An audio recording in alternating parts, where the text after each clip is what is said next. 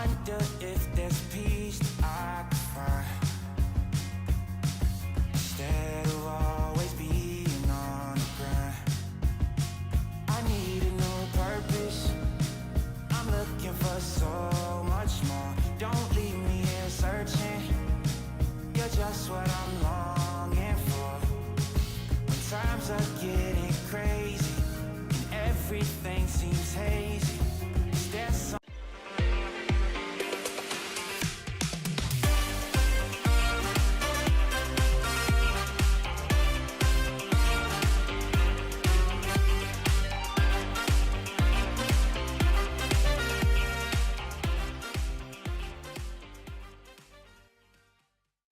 I love food. This is Gevulde Koi.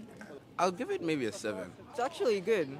A 7 out of 10. It seems to have like coconut in it and it's really sweet, so I give it an 8. You like it? No! No! It's Kind of sticky. That's nice.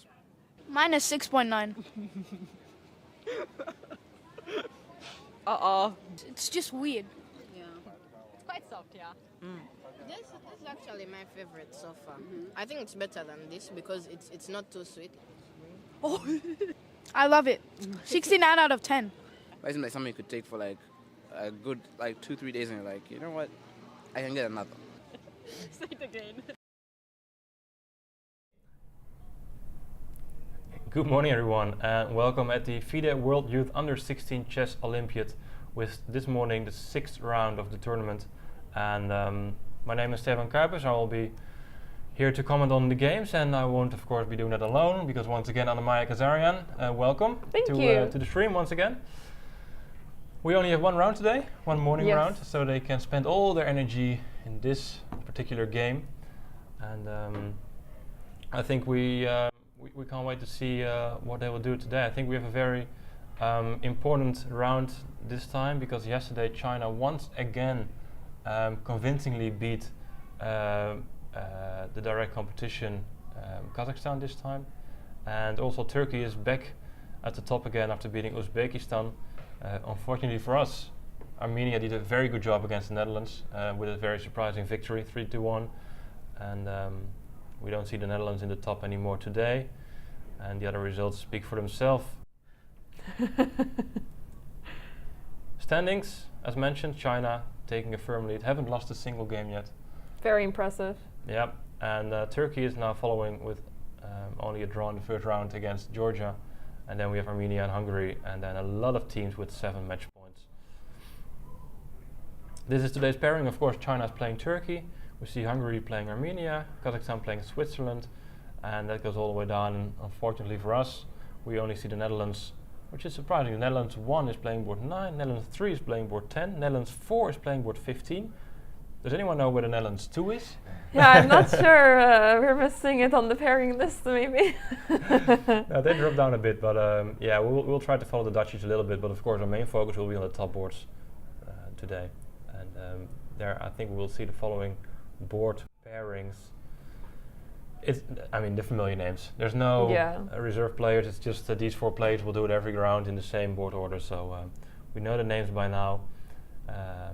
We can see 2 players with 100%. It's Miaoyi Liu from China, board 4, but also board 4 from Uzbekistan still has 100%. They're the only 2 players in the field, which is Afuza Khamdamova. They both have 100%. So that's of course very impressive, and we'll see if they can maintain that score. All right, players are seated. We have still 7 more minutes before the round starts. Yeah, there's some time before the round, but the players are already seated. They're pretty early to the game, which is really nice to see. But yeah, there has been some really exciting games yesterday, and also some exciting results. Bangladesh played 2-2 yesterday while they were already paired up. We were saying that they are one of the underdogs of this event currently, and they drew Azerbaijan 2-2. So that's quite an impressive result for them. And today they'll be facing Romania. So let's see if they can perhaps beat Romania and continue their successful tournament so far. Yeah, you always start to root for the underdog. Oh, Like, for sure. Automatically, you're like, the surprise victories. They always make a good impression. So we do hope they do well, of course. And I think there might be some more. I think India is also doing quite well because they are seeded number 16. But I mean, we know India. Yeah. Never underestimate them. Never underestimate India. Always strong players. And also, once again, these are rapid ratings you can see on chess results, and that makes it a bit harder because sometimes they're only based on 1 or 2 events, and maybe it was played a few years ago. So, not the most reliable ratings. So I think the standings are a better reflection of the player's strength than their rapid rating at the moment. And also, it's not really rapid because they're playing 45 minutes plus. Well, it is rapid, but they play 45 minutes plus 10-second increment, which is, I mean, some people might call it classical. It's quite. It's very close. Yeah, it's very close to it. So I'm hoping that we can maybe try to get this big overview of all the players, or maybe all the face cams anytime soon. It would be nice to have a look if that's available at least, but we'll see. Yeah, yesterday we had a really nice view where we had 16 cameras and we saw the handshakes all at the same time, the first moves being played very quickly at the same time. It was really awesome to see. So we're going to take a look if we can make it happen for this morning as well. But yeah, as Stefan mentioned, we only have one morning round today. And in the afternoon, there's lots of activities for the participants and also for youth players around the area of Eindhoven. So it's very exciting. Yeah, it is. It is. It's always nice to. You need to play and focus, but also relax and have fun and take an afternoon off. Tomorrow there'll also be 2 rounds, and then Friday only 1 round because there's the closing ceremony in the afternoon. So that will be the remaining schedule of this event.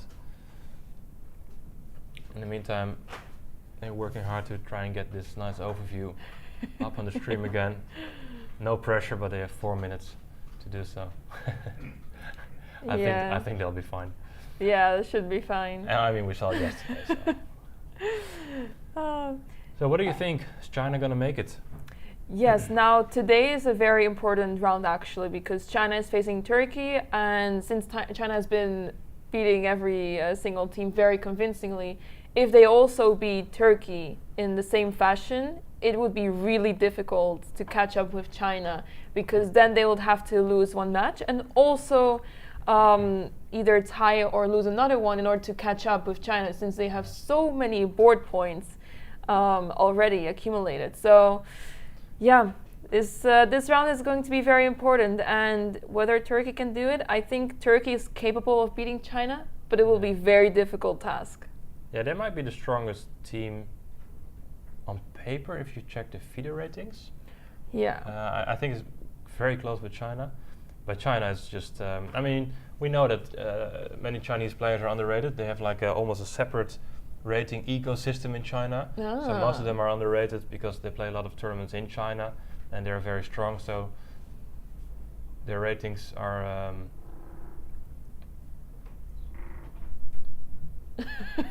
We're told to be quiet, but I think we can just talk again. We were slightly interrupted. Maybe we were too loud. I'm not sure. The arbiter came in and trying to, but I guess we're fine. So yeah, so the Chinese players are yeah, they can be quite underrated. Yeah, what is interesting to note is that the top 3 boards of China aren't titled at all.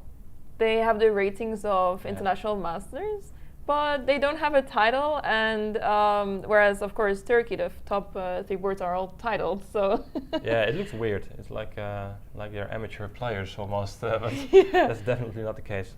No, they're very, very strong. And how many players do you think will become a grandmaster from this tournament? Oh, that's a very good question. How many players become a grandmaster from the tournament? Okay, so how many players do we have?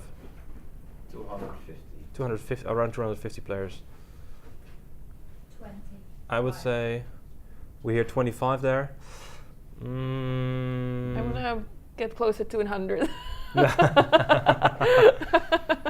Well, no, I think less than 25 actually, because you I mean, at this age you see many players they get strong, but sometimes they get other interests and they just stop playing chess and they become strong IMs.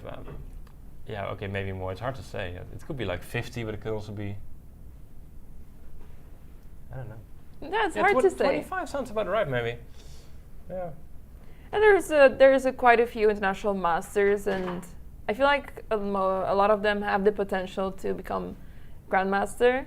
But it's hard to say how many exactly. Yeah. Yeah. If you look at the first Dutch team, for example, they're placed number 4 in this event. I mean, I'm sure a few of them will become grandmaster, but I don't think all of them will become grandmaster because usually you just see, well, they either get other interests. So I think every team will have very talented players who can all become grandmaster, but I don't think they all will. But I still hope we have a future world champion or I don't know, future top 10 player amongst us. That's always pretty cool to see them play on this age, and we can brag about it. They've played here in Eindhoven. Yeah.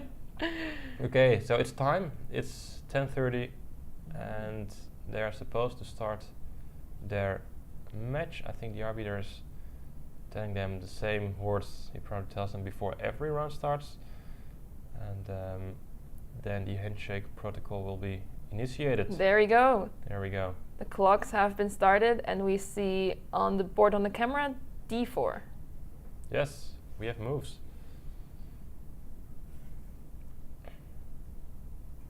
We see the Slav happening here.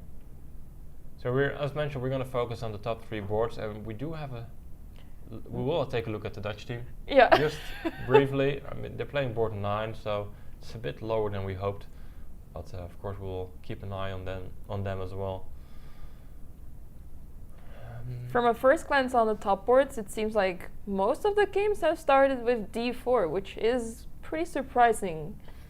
Yeah, I see a surprising opening on board number 3. I'm not sure what's exactly happening there. Oh, some sort of gambit I'm seeing.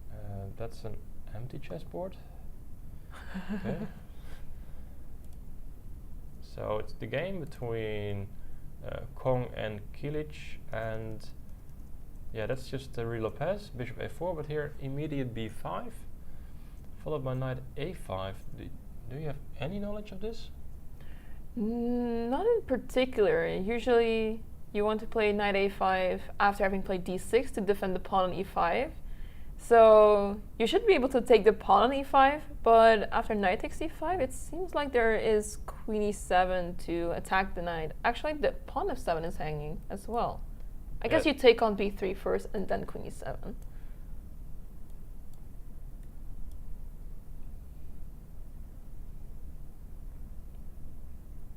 Right, and if I go d4, you'll play d6. Right. And now after this capture, you are probably quite happy with black. I mean, you're lacking development, but you do have a nice diagonal for the bishop, and your development looks quite easy and logical to execute.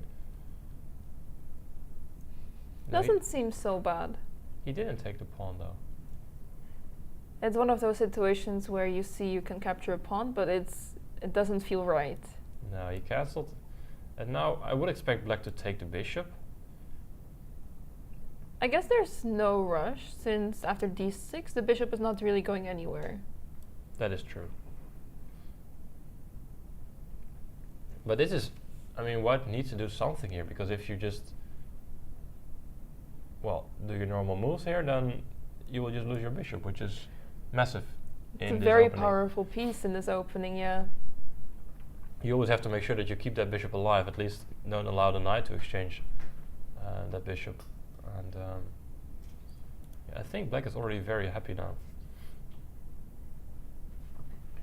Yeah, it's actually crazy because usually we don't really see this this line often in this opening, but for some reason it worked out for black, and yeah, we'll have to see if white is able to punish this, because we often get told that you're not really supposed to move your pieces twice in the opening unless you're forced to. And since the knight went all the way to a5, there must be some downside to this line. Perhaps white is able to put some pressure in the center by playing d4 early and open some files. Yeah, has been played. Black takes on d4 instantly. I guess you're right. As soon as the bishop has any square to go to, black will exchange. And also sometimes you gotta be aware of this possible tactic. Yeah, that doesn't look so pretty, even if there's queen d5. Yeah, but you have bishop e6, Yeah. and then you have c4, then even winning the bishop instead of exchanging it. Maybe you have bishop takes f7 first, after c5. Yeah, but then still I take with the king. Queen d5 and knight g5. I think, can I just take the and then you take the rook, right? I can Clever. take the queen. Oh, you can take with the queen. It's the morning round, please forgive me. It's early. I thought, well, if you take with the bishop, I'll take the queen. Yeah. Okay, you'll take the queen, yeah. I thought, why is she looking so strange at me? It's okay, good point, good point. Right, so bishop f7 still is a possibility there. Okay, but Yeah. you do have this move at all times. Yeah, for sure. There's nothing to worry about 9-6. for black. Right. Yeah, especially if black is still in book, it feels very comfortable for him to play this. Yeah, white's is looking very difficult. A troubled look on his face. Okay. We have an I don't want to say an endgame on the second board. Oh, let's but take a look. They did exchange queens. Between Dorkmoes and Xiao, they played, I think, the Sicilian. Looks like another Najdorf. H3, E6, G4, and a quick D5. Yeah, we've seen this a few times now. ED5, Knight D5. Knight goes back to E2, takes on C3. Yeah, we get this endgame once again, where I still think black is comfortable with the extra center pawn. Active pieces. I still don't get why white wants to play such a line. It feels like it doesn't bring you anything special at the moment, but okay, as mentioned before, I guess the engine might like it for white. And, we'll see how this one develops. And he casts it queenside, I think. Yeah.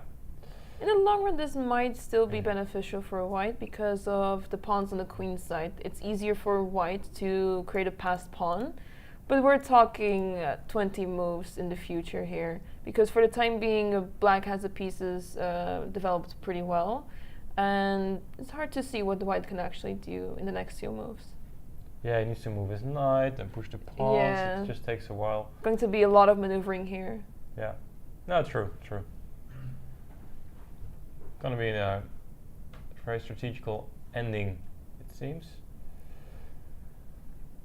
Then we have board 4 between Akat and Lu, and they have this Karakan.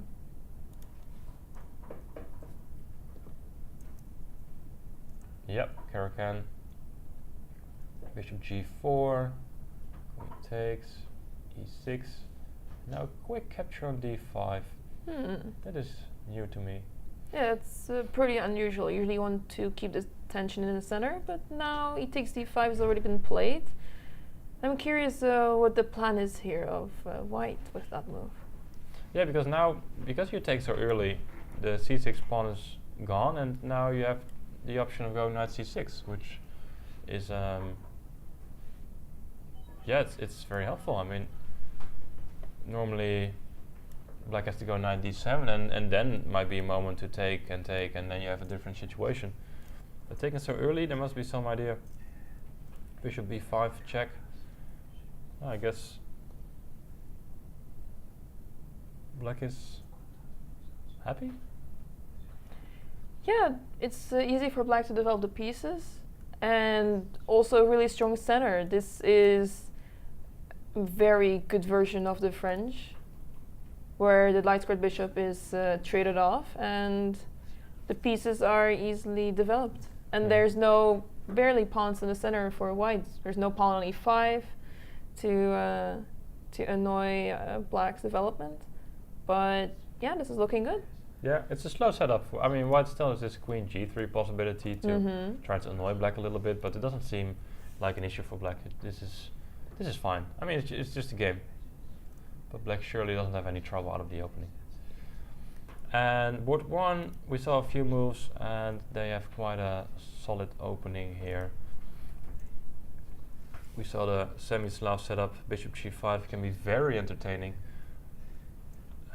because black has options to go g5 here, and it gets crazy. Very sharp. But he goes bishop e7, which is a bit of a modern try to keep things, how do you say it, tidier. Knight e4, bishop takes, and well, this is the current position. Also very early on in the game, queen c2 was played also.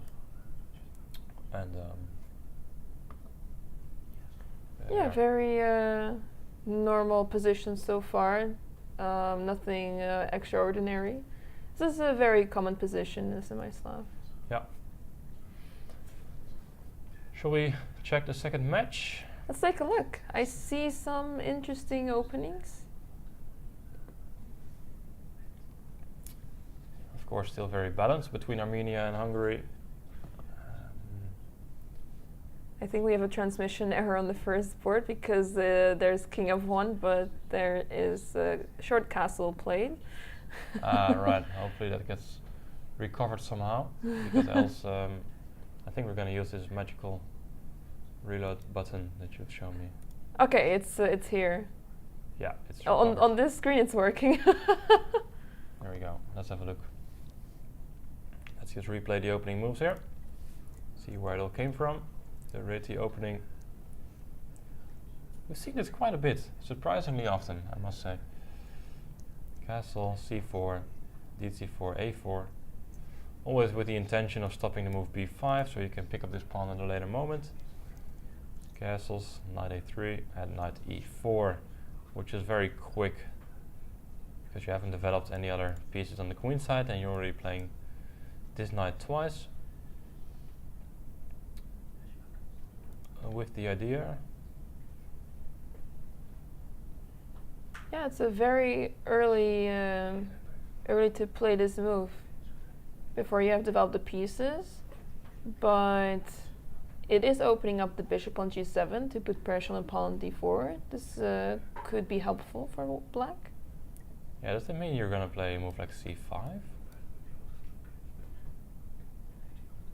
It's interesting because it's really hard for white to attack this knight. I mean, you can attack, of course, with the queen, but then there's always bishop f5 followed. Yeah.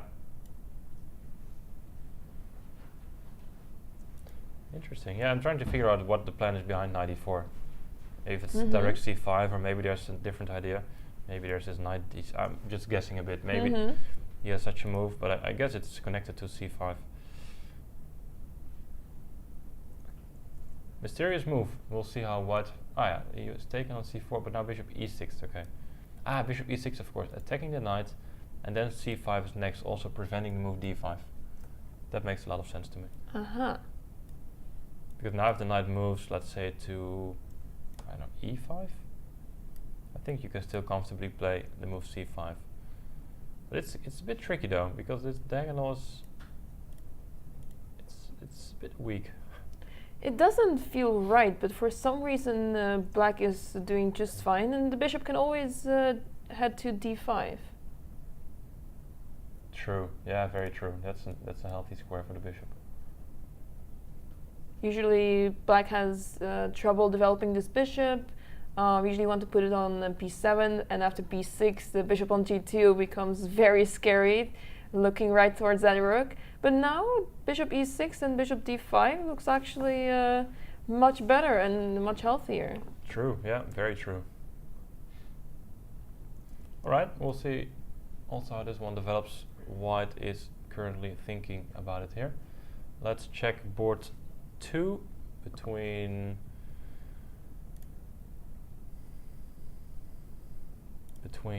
Kazarian and Palchert. They had also one c4, the English opening, and this one turned into a reversed accelerated dragon. Black I think black has played already d5.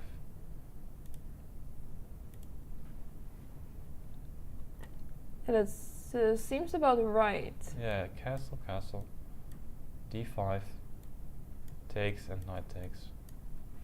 So we've seen this Maroczy bind set up normally on the white side, but here we see it on the black side. It's probably possible, but since you're down at tempo, you have to be a little bit careful that there might not be some tactical issues. You have to be in time to control the center to be very happy, and I think that should be okay here. Which side would you prefer to take in this situation? Well, personally I would like white, because as black I always have trouble maintaining my pawns, and I never know how to respond to these b4 ideas. So Right. That's like a personal opinion there. But I think black should be okay, but I don't have that much knowledge of this English stuff. We have a few questions also from the people at home. How many rounds? So what's the format? We're just playing 9 rounds Swiss, and this is round number 6. Tomorrow they play round 7 and 8, and then on Friday round number 9, and then the event is finished. The winner is the team with the most match points, and then if that's equal, there's this Olympiad SB points tiebreak system, which is basically I think SB points minus your lowest scoring opponent, and then I think third tiebreak is your board points. But okay, that's in case China stumbles and doesn't manage to win all their matches, which is what it's currently look like. And a question for you: did you ever play this event? Unfortunately, I didn't. We didn't really participate with the Netherlands in this event. I think only until very recently, when I was already too old to participate. But I would have loved to participate. I also think when I was around 15, 16, that's when I was at my peak. So it would have been the perfect time to participate in such an event. But unfortunately, we didn't really have a team back in the day. No, and also, it's quite expensive, let's be honest. You need to travel a long way. Take, for example, Australia. I mean, they're playing here. It's quite a travel. Yeah. And, you got to pay tickets, you got to pay your stay at the hotel, and... We had 14 hours travel from Australia. 14 hours travel. 40. 40. 40. Oh Okay. my, we're being told by Katie that the travel from Australia is 40 hours. Okay, that's... Wow. So That's more than a day in. it's quite a journey, yeah. Yeah, so it's not that. I mean, it seems logical with all the teams sitting here and the players playing, but you shouldn't forget that it's quite a big event for the players that come from far away. Long travel, have to stay here. You want a coach. You need some parents maybe because the kids are young. Probably. So no, it's not easy. So that's why you don't see all the countries represented in this event. And yeah, it depends a bit sometimes on where the tournament is being held. Which team is playing. So yeah, it's unfortunate. I would have loved to play such an event also when I was young, but then again, I wasn't good enough. So yeah, the games are 45 minutes and 10-second increment every single move. So the games are relatively long, longer than our usual rapid time control format, but it's still it's not that much of time to be considered classical. So we're still in the rapid time format, and in the first half hour the games have a pretty slow pace, but at some point the games are speeding up and it gets really exciting once we are in the time trouble phase. Yeah. What's happening on board 3 of match 1? I have to go back. I see a bishop on g8. I don't understand what's happening. Avoid. White seems to be down a piece. Am I wrong? What happened?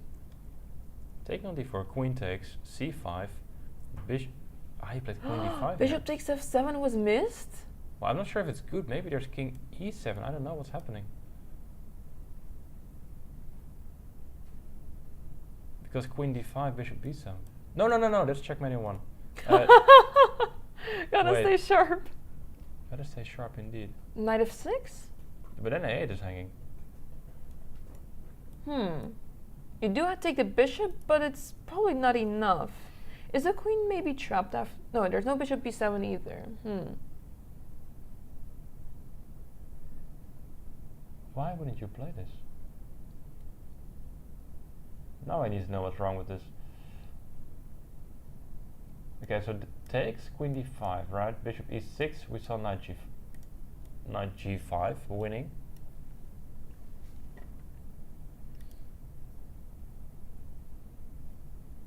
And if you go back king e8, queen takes a8. Will the queen be trapped if you play like knight f6? It's very hard to believe, to be honest. Because there's always e5. I mean, you have plenty of crazy moves here to let your queen escape. But he's also, he seems to be upset at the moment. What is going on in that match? Also, the live board doesn't seem reliable. So that's weird because I see the pawn on c6 now, but it went to c5, right?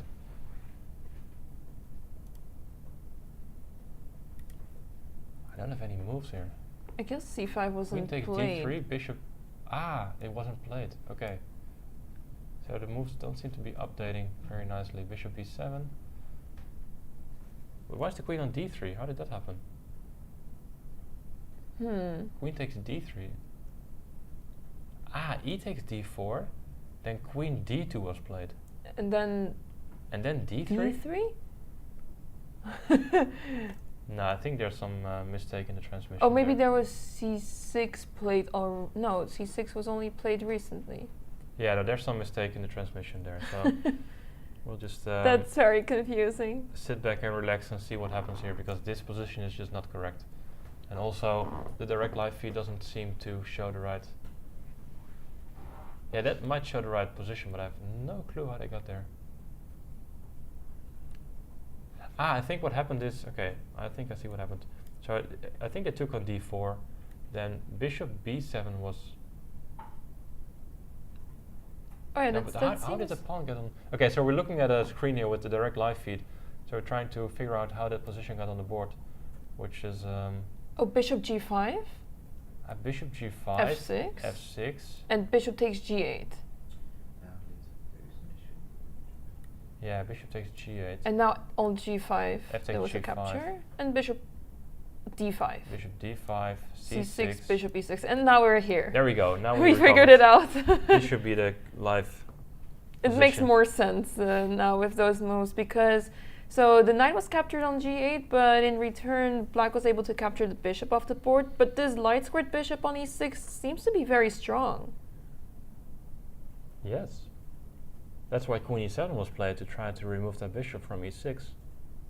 Let me just look at the moves what happened, because we tried to recover, but I have no clue what happened here. So bishop g5 was played. Okay, so he played... Wow. He played bishop b7 because all the c5 ideas didn't work. We figured that one out. So bishop b7, bishop g5, attacking the queen. Now you could play... Well, you have to be careful because g7 is also targeted, so you can't just go bishop e7, that's too dangerous. So he went f6, but this allowed bishop takes g8.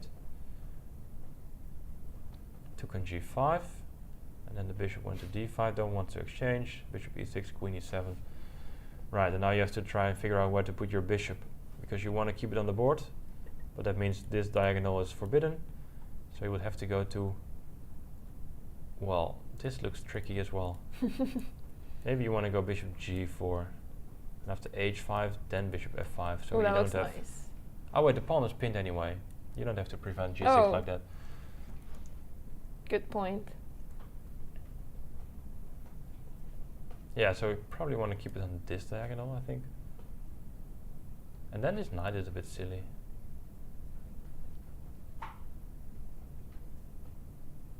Weird position. There's also c5.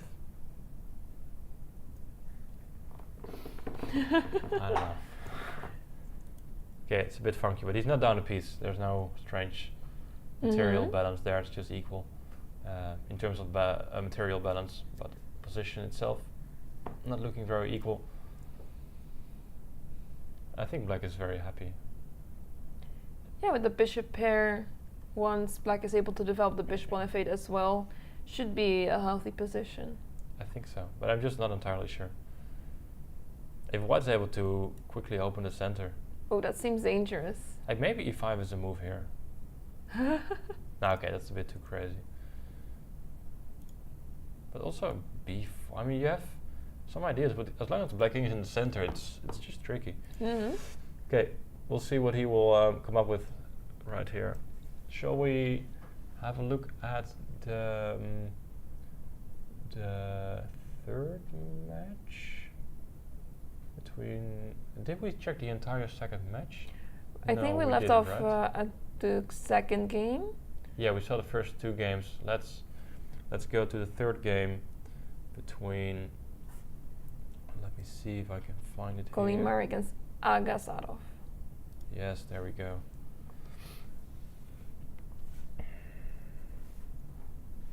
You see Mr. Kolimar here at the board.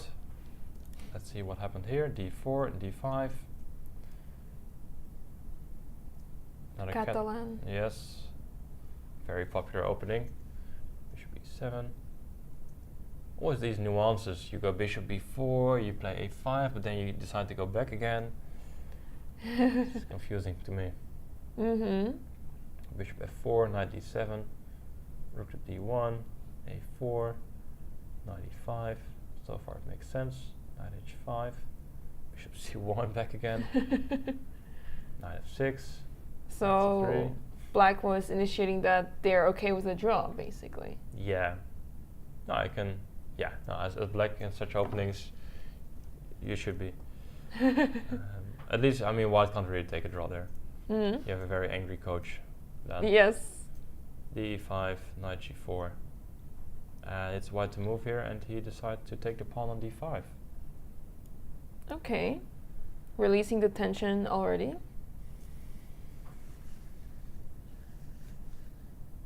Yeah. Also, A4 is hanging. But I'm E5. guessing you'd rather lose the pawn on A4 for the E5 pawn. So black should be okay with that.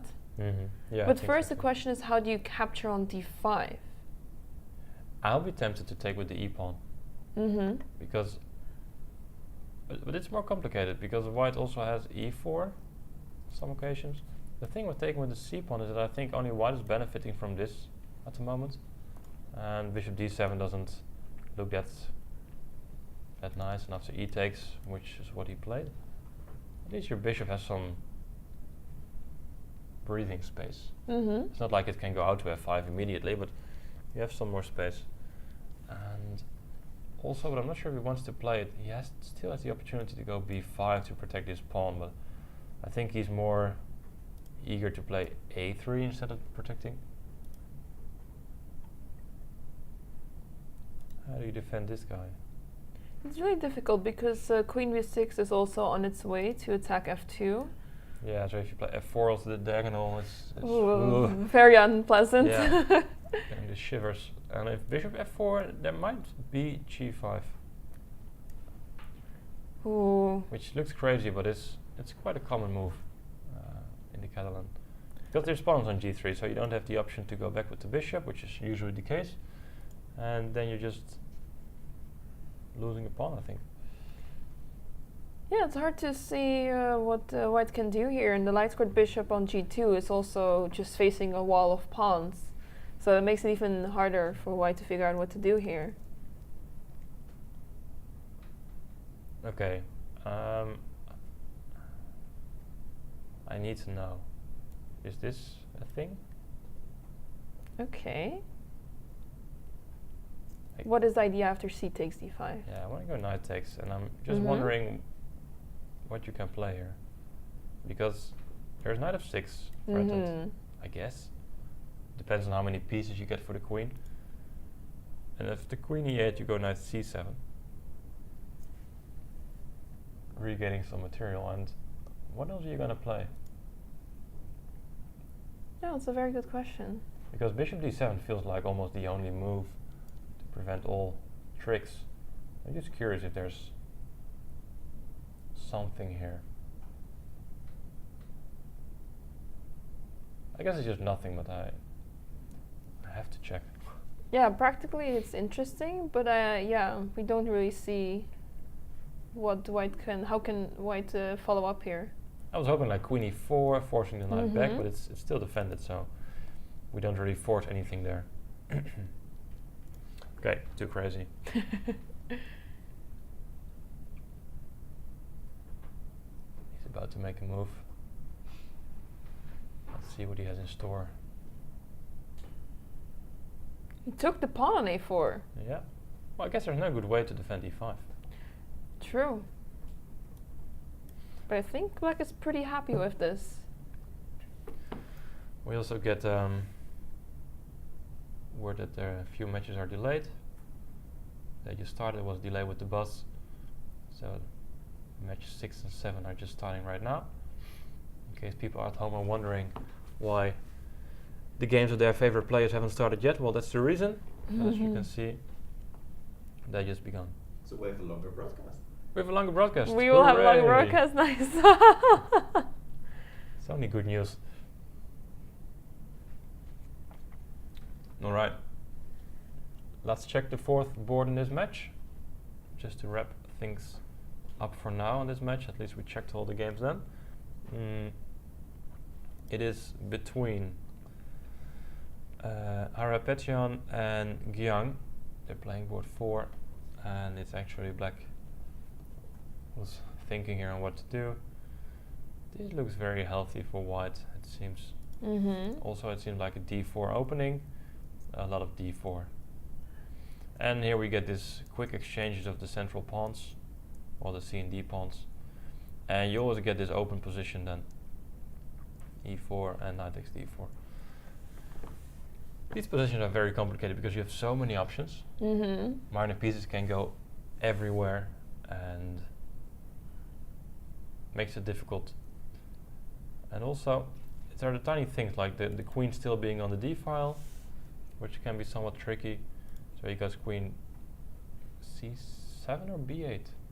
c7, yeah. And sometimes you want to go to b8 because there's also going to be a rook on the c file soon, I think. And then you might have to move it again. What about the move queen b6? Is there a reason why we don't want to play this move? I think same problem maybe, that there's this bishop e3, and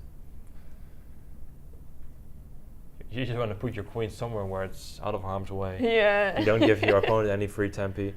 And it's tricky because you can try to play a move like bishop c5, but you always have to be careful for moves like b4. Ooh, that looks tough. I'm not sure if it works, but it is very dangerous for black, and maybe there's just a3 to prepare this move. I mean, it's a very tricky setup for black here. So I think that's why you played queen c7. But I guess in a few moves you might still have the same problem after rook to c1, that the queen is not really safe on c7. You have to make another move, and then these positions can snowball into a very big initiative for white. So yeah, I would pick white here, even though white is 1500 rated. But I think we've seen before that she's playing a bit stronger. She's much stronger, yeah. Yeah. It does feel like this position with the black pieces is better than the usual positions we see in, for example, the Queen's Gambit or the closed positions in the semi-Slav.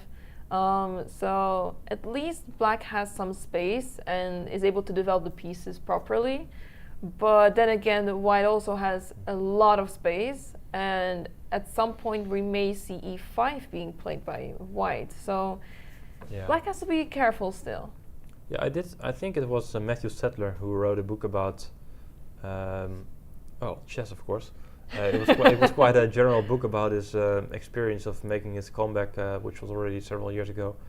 And I think he also talked about these positions. And one thing I always remembered is that I think he wrote that if you go e4, you got to make sure you can play e5 as well. Because if you don't, you might be in trouble. Yeah. Well, not like you're losing on the spot, but you might be in some strategical trouble. So if black manages to stop the move e5, then we might see that black will take over, because I think the big difference is that black can put a piece on this central square and white can't, because white doesn't have the e4 square available for a piece anymore, and then black can become a bit more active. So I'm not sure if the rule always applies, of course, but maybe with that in mind, we can see black try to make use of that somehow. Seems very logical. All right. Shall we see quickly match one, board one. Let's see. I see a queen on c7 Yeah, looks like of white, looks not like of black. looks like a pawn sacrifice to me. Let's just get this overview quickly now to have our favorite player, Lou, already better according to the engine, which doesn't surprise me because I don't think the opening was a big success for white. Mm-hmm. But board one seems to be, well, I'm not sure what's happening there. Let's have a look. Mm-hmm. Because we left the game here. There's many more moves. Queen c2, knight takes c3, queen c3. The game between Hwen Shui and Edith Gurel, and black is going b6, which is always a bit tricky because you're weakening your c pawn. So you gotta make sure that you're able to play c5, else that weakness feels pretty permanent. So he goes c5, but white is ready with both rooks on the soon-to-be open files. Rook d8, h3, just a nice waiting move. And now black took, and now he didn't take back. He played the move queen c7. And this is where things become interesting. Rook b8 was played. And I'm not sure if this intermediate move is causing black any serious trouble.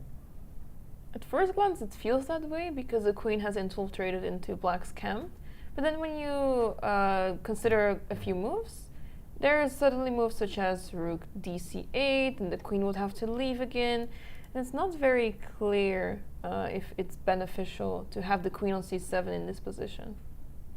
No, and I thought maybe you can try to put pressure with knight e5 and maybe bishop, well, not there of course, and also not there, and with bishop b5. But now I saw there's this queen g5 unpinning and threatening checkmate as well.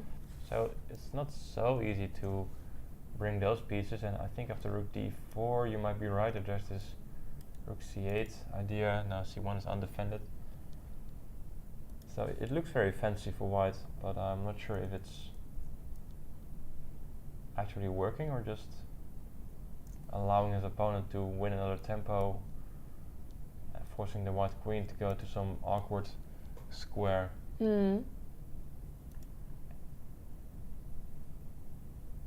Interesting move though. I'm curious what the next move will be of white. Rook takes d4 seemed like a logical move, but as we mentioned, rook dc8 seems very annoying. So perhaps knight takes d4 is a move that should be considered.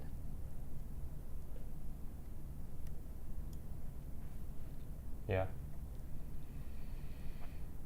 Just a normal move. Always works. Knight c6, you might be able to get a hold of that bishop. The pawn structure is almost symmetrical, so if white is the one putting pressure, it seems like white has the initiative here. So black should be really careful. Yeah, white has some nice ideas just to improve the position. And I mean, all white's pieces are almost perfectly positioned. Rook's on the open files, queen might be a bit too active, but okay. And the knight can go to some strong squares like c6, b5. And it's just the bishop on e2 that's not entirely happy, but also not very unhappy either. Has the chance to go to f3 and maybe neutralize this guy, or just sit back, defend g2. Many options for white. But he's still thinking about it. Maybe there's a way to put more pressure on his opponent than he's currently doing, but I think it's quite difficult. Okay, let's see.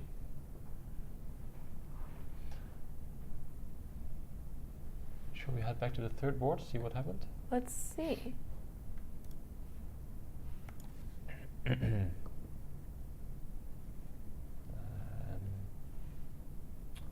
we saw queen e7, bishop f5, knight c4, knight bd2, try to exchange the knight, c5, queen c3, knight d2, knight d2.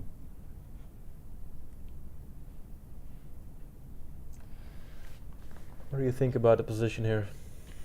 Yeah, it's very interesting because at first glance you would prefer to take the black pieces because of the pair of bishops. The pawns are very active and disturbing white's mobility. But when you try to see what black can actually play here, black can't castle, the bishop on f8 is stuck, there's no g6.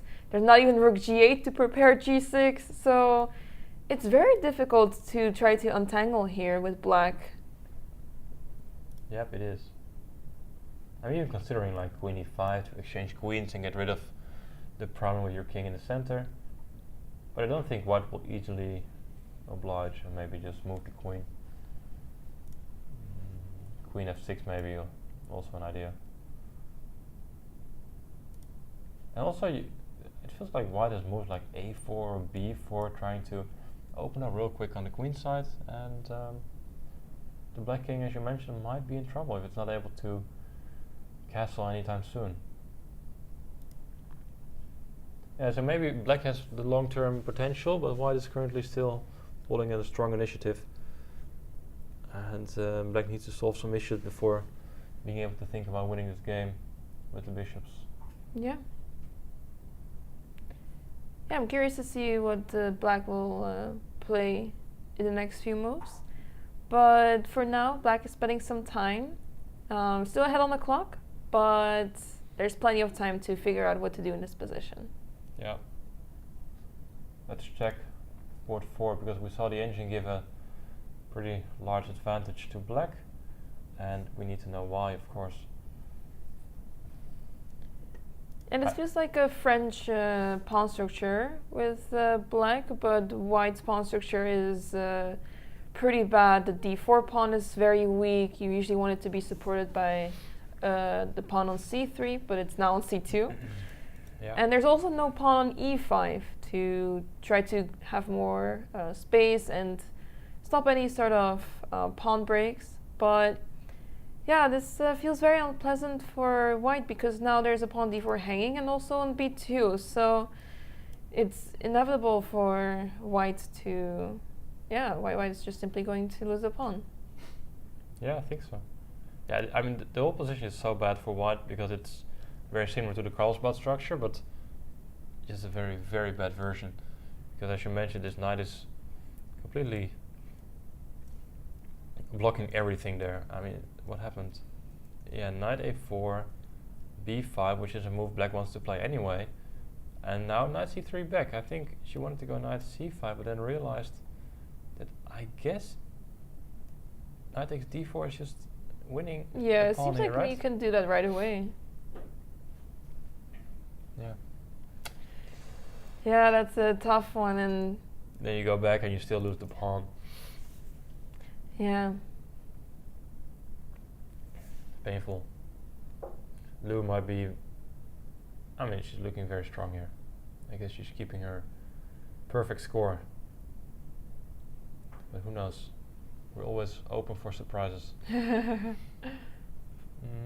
board 1, we do see that knight takes d4 was played, rook dc8, and now queen f4. Trying to stay connected with the queen side. e5 is not working because of knight f5. It's very tempting to play e5. Yeah.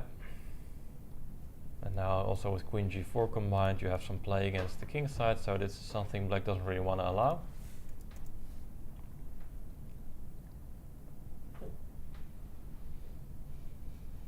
Okay, white still seems, I just don't like the position of the queen. That feels a bit awkward. Yeah. And it's not very clear what where the queen is heading to. I guess it is trying to bait the move e5, but of course the opponent is not forced to play this, and probably also realizes the issue with e5. Mm-hmm. Yeah, I think he wants to go like knight b5 and then at least being able to bring the queen over to the queen side again. Aha, that makes sense. And this board in the meantime.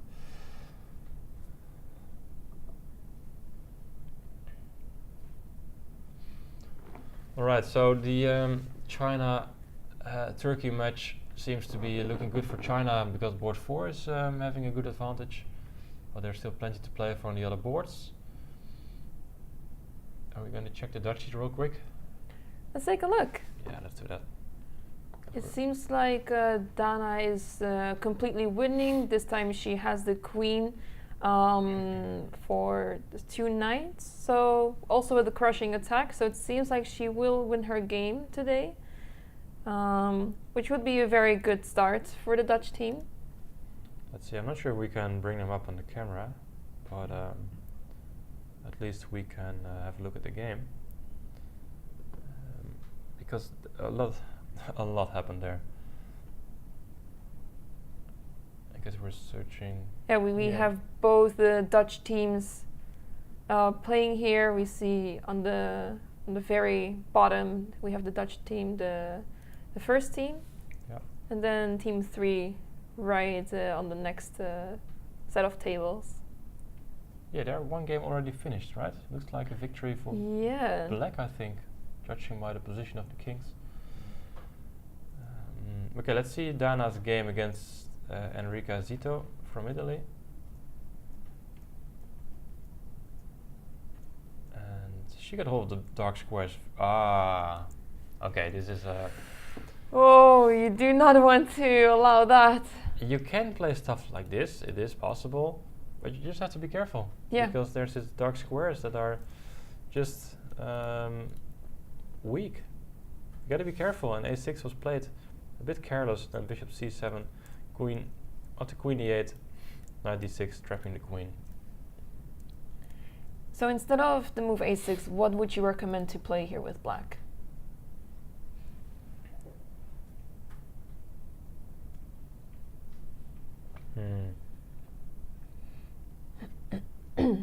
Well, you don't have too many options. I mean, I don't want to recommend e5, but I think it's necessary. It's the only way to prevent bishop c7, I guess. Yeah, I mean, you could also play knight e5, but that feels a bit shaky. At least white is not able to attack. Oh, there's queen d6. Yeah, then there might be knight c6. Okay, maybe knight e5. If it works, I would like to play knight e5 instead of e5. Because I don't want to give up my my d5 square there. So, yeah, something like this should be played. But I mean, white has the advantage. I think it looks very comfortable for white. Yeah. So a6, some exchanges. But Dana still has a good position, of course, and she goes for the attack, opening up the h file. She goes all in for the attack. I'm not sure if I would. I mean, you can just play some normal moves as well, because you have such a large advantage. But position gets messy, which is possible, but maybe not necessary. Yeah, now she's gonna exchange. She's probably gonna win either way, but position is just too good. Yeah. What is happening on... Let's just check all the boards quickly. We have He Chen Han playing black against Nicolas Perosa, and materials equal. Black has the bishops, and it is black to move here. Yeah, the bishop is under attack. There's also pawn hanging on b2, but for now we have to take care of the bishop on b7 first. This knight on c5, it feels very uncomfortable on c5. Yeah, but how are you going to defend both bishop on b7 and the pawn on d7? Bishop c6? Yeah, I think now I can play knight e6. Oh, that hurts. If you take, queen takes, king has to move, we take back the bishop. And if you are being clever and pin my knight, I think I have queen c5, which is a cute way of unpinning. But then again, it seems like black is doing completely fine after bishop takes b2, for example. Yeah. And maybe we should even take the other rook from a8, so that we get this position. I think queen c5 is the only move. And now you just have two rooks here on the most important files. This one targeting f2, maybe bishop d4 is a move. Looking good for black. Yeah, and pair of bishops look really strong. So bishop c6 might just be a good move. That's what he played also, and a3 was played by white. Okay. But now, as you said, the knight looks a bit funky on c5. And now you can capture the pawn b2, right? Yeah, I think you can.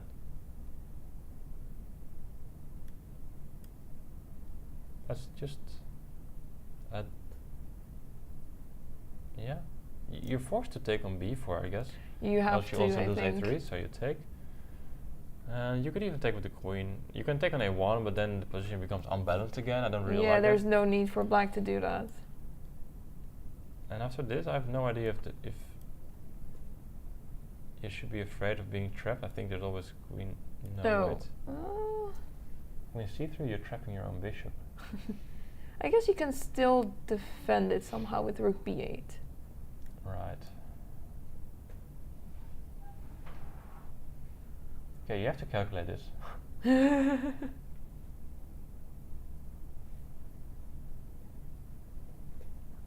Might be possible. Might be possible. Okay, something for each hand to try and figure out. I guess he's looking fine. I think that's the conclusion. Black should be pretty okay here. Yeah. Board 2, we have Arthur de Winter playing white against Lorenzo Candian, and Another pair of bishop situation. oof, and powerful bishops. I mean, this is looking strong. Also, they're supporting the a pawn all the way to a7 at least. Pawns are equal, yeah, material. Yeah, wise. there's a pawn e4 hanging, but also on b2. Actually, you can. Okay, it's black to move. Otherwise, I would suggest to take on e4 and then threaten bishop takes c6. Oh, But now yeah. it's black to move. This looks like a very big advantage for white. Yeah. To be honest, even okay, maybe not theoretically, but I think practically it's very easy play. You might have to play like rook b, but it's also tricky because you have bishop a6. Yeah. How do you even unpin yourself? This is the reason why bishops are very annoying to deal with, because the rooks are simply running out of squares. Yep, they are. Okay, looking strong, very strong for white. And board 3, to check all the games here. Leonardo Vincenti, that's probably the most Italian name we'll see today. Playing Prajit Sai Kumar, and this is... It looks pretty balanced. yeah, I think I like white though. Yeah, there's a lot of tension towards that pawn on a6, but black is able to protect that pawn very well. Yeah, it's difficult to see what either side can do here. Yeah, maybe black has some more pressure on the central pawns here. Wait, let me fix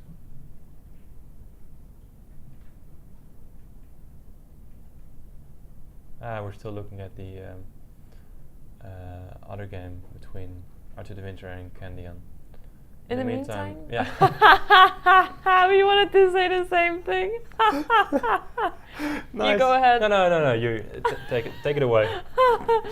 In the meantime, Dana has won her game, so the Netherlands is ahead of 1-0.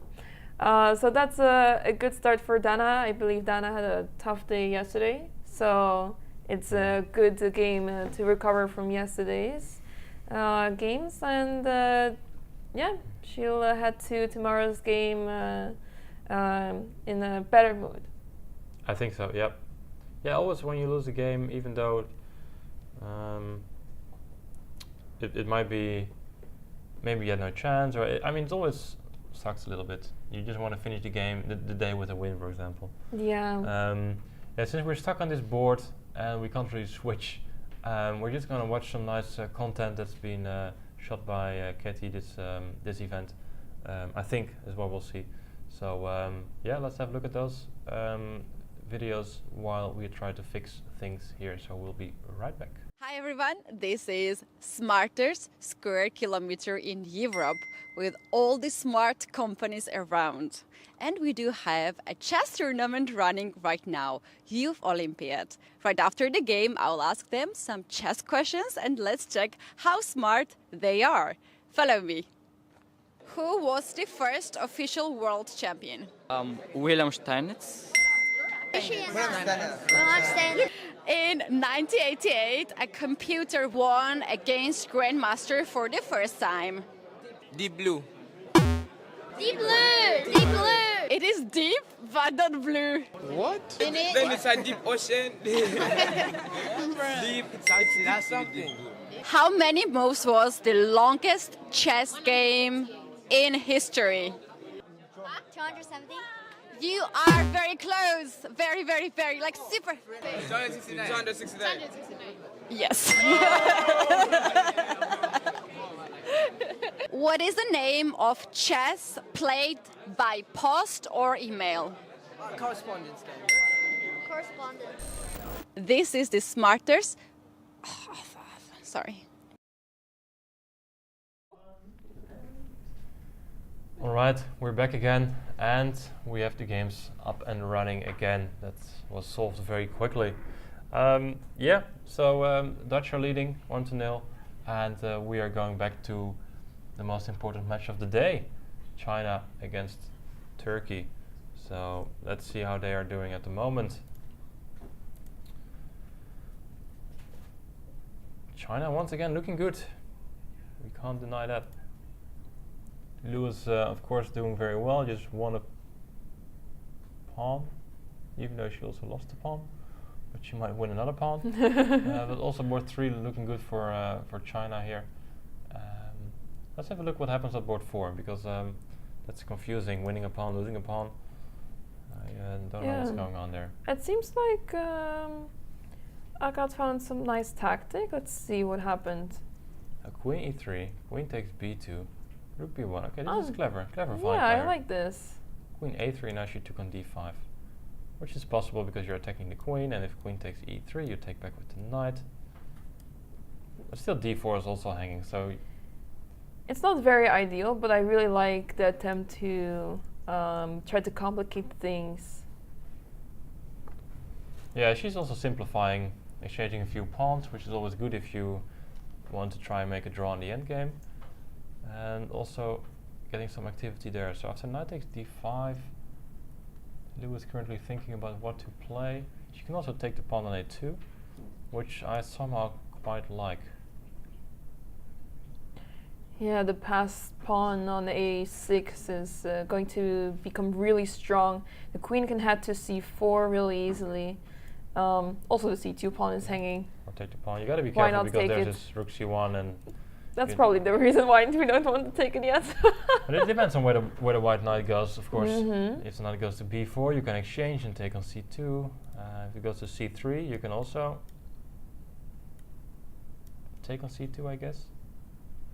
Yeah, so seems fine. Yeah, so it depends a bit on where the knight jumps. If the knight goes to... I mean, this looks a bit shaky. I'm not sure if the knight will ever get back. Yeah. And f4 just looks a bit slow. I mean, you can jump all the way back to c5, for example. But it's not really what you want. You're stopping queen c2, though, so that's the upside. But as you mentioned, queen c4 is a beautiful square. Protecting everything, it's very difficult to attack the queen here. And you can just start pushing your pawn. Oh, okay. Eventually all the way to a1. Yeah.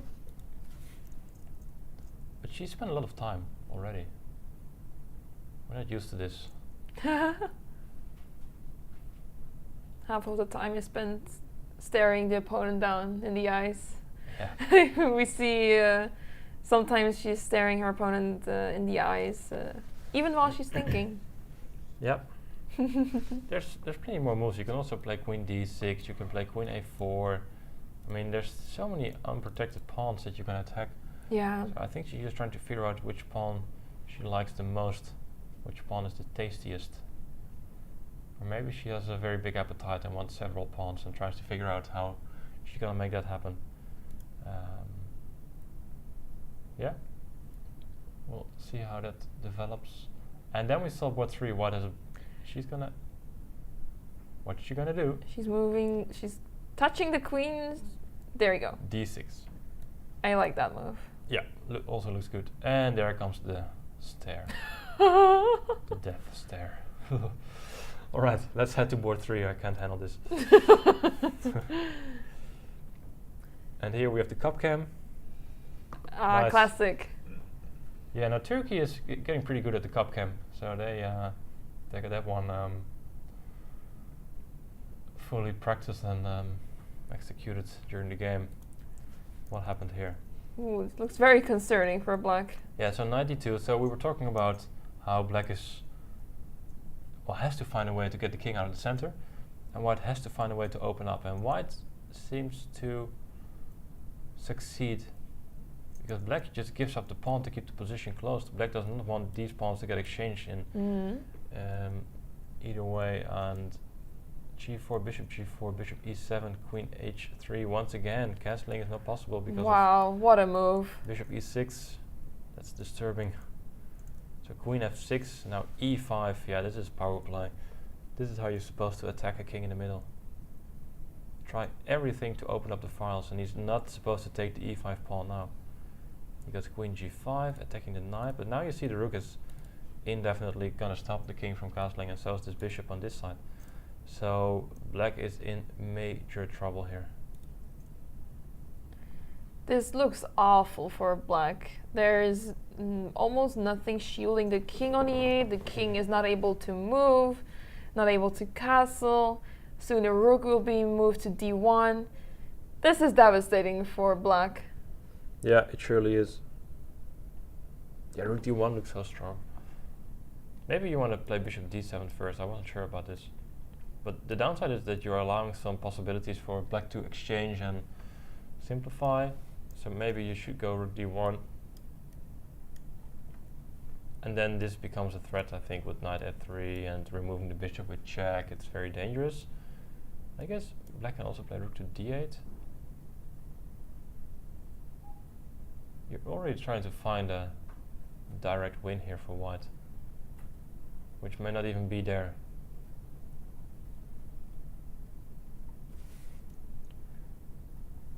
As long as black is not able to move the king and hide it, white is simply winning. Yeah, he plays rook a to d1, but I'm wondering how you can make progress here, because as soon as you, I mean, you want to go like knight f3 or bishop f3 to, you know, continue development, but then you're shutting down the f-file and allowing black to castle. So I'm not sure what's his next move. You could play knight e4 to threaten bishop d7. Ah. And the king could get checkmated in the middle of the... That is very nice. Of the board. Check and checkmate. Nice. Okay, knight e4 is strong. That means that this is winning. What else can you do? Yeah, you can't stop bishop d7 really without giving major material. Yeah. So no rook d8, but are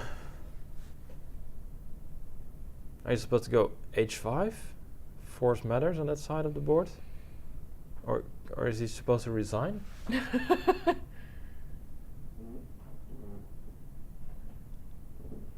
this knight e4 move is always in position no matter what, because there are so many threats in the position, and all we need is to open up the rook on d1. Okay, can I try this one? I'm probably trying to some impossible mission to defend this with black, but let me just try. I want to exchange one pair of rooks, so at least I have either the D or the F file to go to with my king. So I would play bishop d7 here. I go king d8, of course. And then take on f8. Okay. Bishop takes. Now I have some options. I can play knight e4 first, or bishop c6 to play knight e4 the next move. Oh, that's gross. That is gross. Yeah. If I take, you win the queen. Very easy. And if I don't take, there's this checkmate threat. You threaten to take the bishop. Okay. This is awful. I can try queen e7.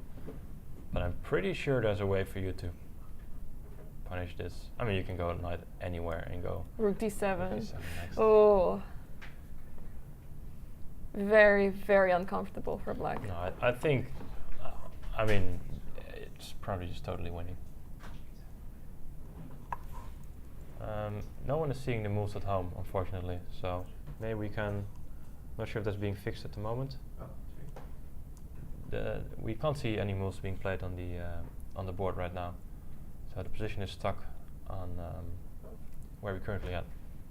The same problem as we just had. Weird.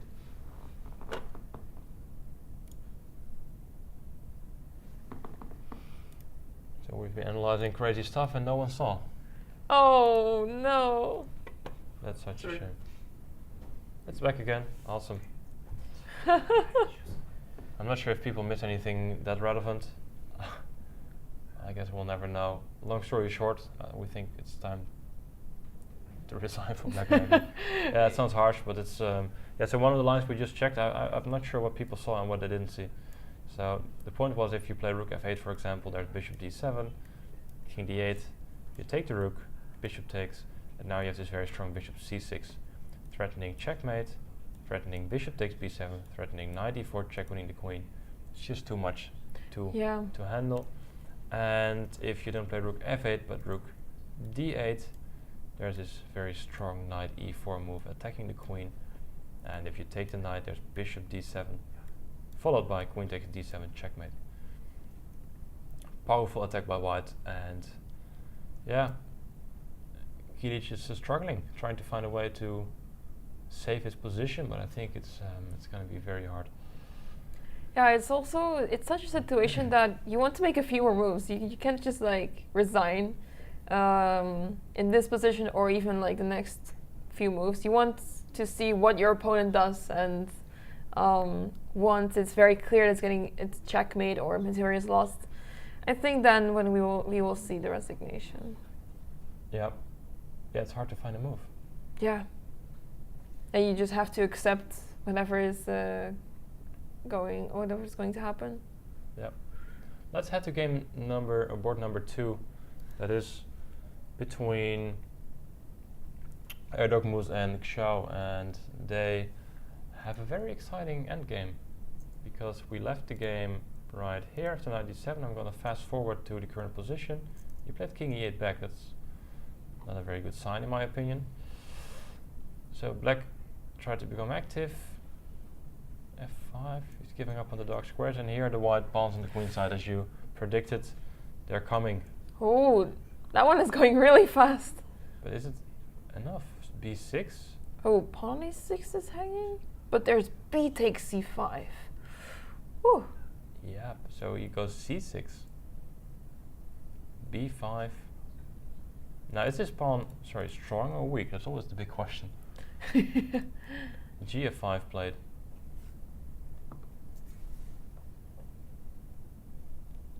And Xiao is thinking about how to recapture. Because if you take with the e pawn, then your bishop is pinned, which is very unfortunate because then bishop g2, well, you just win a pawn, and also you keep this pawn alive because the bishop is an important attacker of c6. So he's forced to take with the g pawn, which is what he did. And now white has to prove that c6 is strong. And I'm almost tempted to take on e4, prove that point, but it's also not going to work out, I think, because pawn takes, and there's always this knight c3 move, attacking and defending and attacking and making a mess. Yeah, it seems like it's not enough. It seems like white should simply accept that the pawn on c6 is captured very soon. Perhaps white should consider playing bishop d3 to at least try to take that pawn on f5 and return. Yeah, nice. F5 is hanging, of course. It takes, well, but now you can take on e6. Oh, that too. There's more to it. There is much more to this position. Yeah, okay, so we take on e6, I guess. But after king d7, is there a direct tactic? I mean, it feels like you should have something with those piece is gone on the d file. It's difficult to move the knight because you need to defend your rook as well. Messy stuff. Can we just go Bishop takes? F5? Yeah, because you're threatening rook c6 no matter what. Yeah. Now you can go rook c6 double, discover check, and also stopping this check. Maybe bishop e4 is annoying by black. Ah, yes. Yes, it is. This is weird. We have knight c2 check. Winning a piece. Another check. Because now we can just take the bishop on the next move. Wow, I've never seen that many discovery checks in one position. Yeah, this is funky. Yeah, this is just waiting for white. Okay, so we have bishop d3. So if black can't take on c6, because this is forced, right? Bishop c6, rook takes e6, check. You have to go to d7. Yeah. Else you lose your bishop, and bishop takes f5. Yeah, now you have major threats. Because this is check, and this is check, mate, almost. And you have a rook move. Okay, this should be winning, right? I think that's a safe conclusion. So after bishop d3, which is just a very strong move then. Do we have... we have knight c3, right?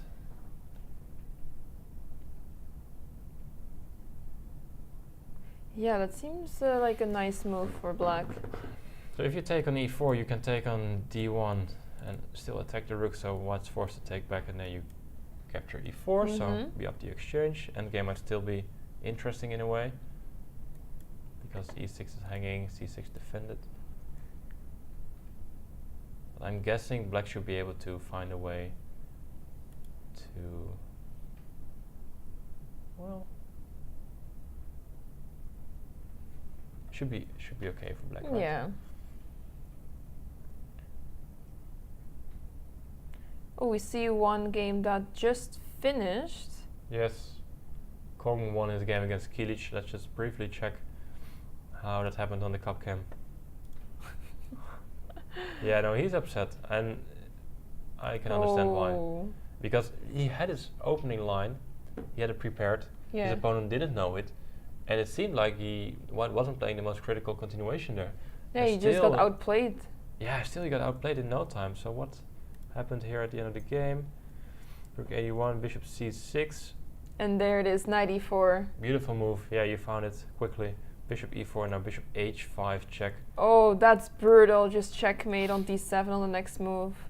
Wow. What a win by Kong. Very convincing, and that goes to show the better player is doesn't have to be worried about being out of prep or being surprised. Nope, he managed. Yeah, strong, important victory there. Okay, let's head back to the game on board 2, because we were analyzing this. Yeah, it's still white to move here, so we're talking about bishop d3.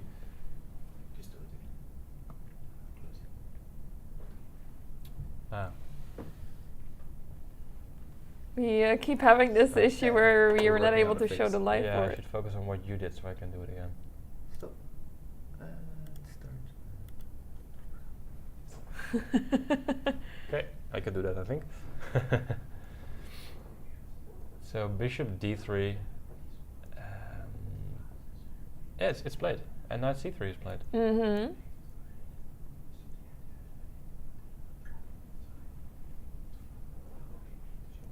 Yeah, and what can white do here? Oh, the king was moved. No, Wait. I think rook d2, right? Oh, yeah. Yeah, I was considering rook g1, but yeah, rook d2 played.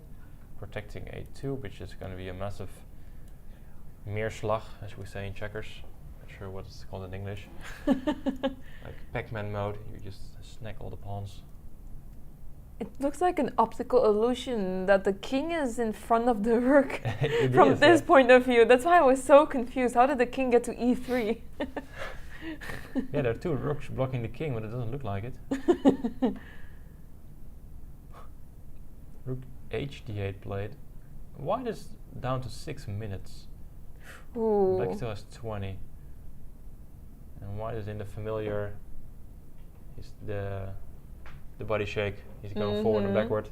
Just like yesterday. Yeah, he did it in time trouble too, and using a chess piece to calm down a little bit, I think. But the position is difficult, and you do know that you only have 5 minutes left, so you can think like once or twice maybe, but you shouldn't get too low on time because the position is not going to simplify anytime soon, I guess. Mm-hmm. And there's so many moves. Also, knight d5 is a move, attacking 1, 2, 3 undefended pieces. Ooh. And he could have played that on the previous move, but he decided to go rook h d8 first. And what can you do?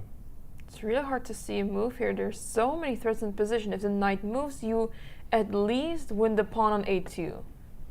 Also, the pawn on c6 is hanging, but with tactics, there's knight takes a2 as well, and the position seems like it's falling apart for white. Yeah. Don't know what to say. Are you supposed to take on e4? It's very forcing line. Knight takes e4, and now you play rook to d1. Okay, black can probably make a draw. Ah, no.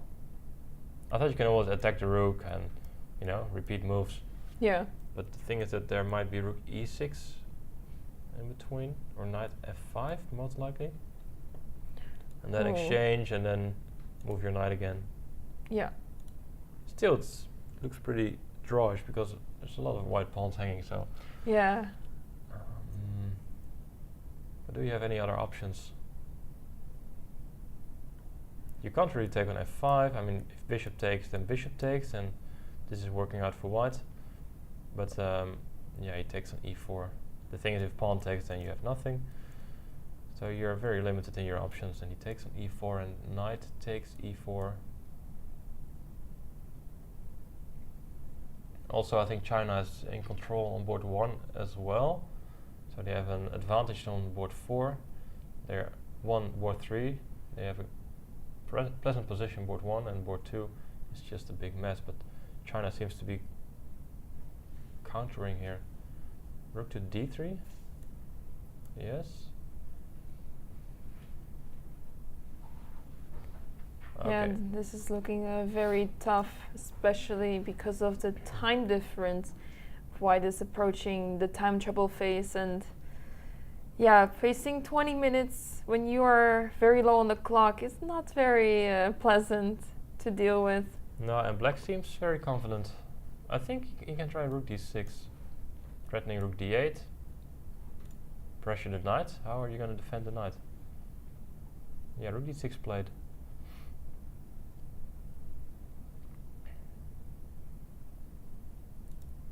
Very unpleasant.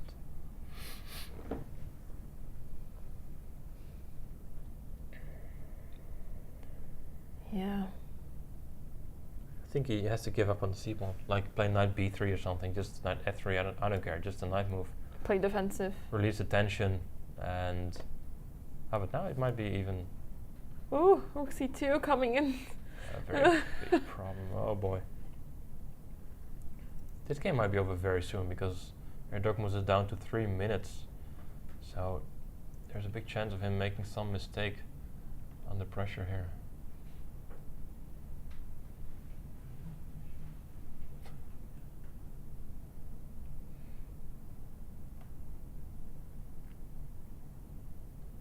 I don't see it.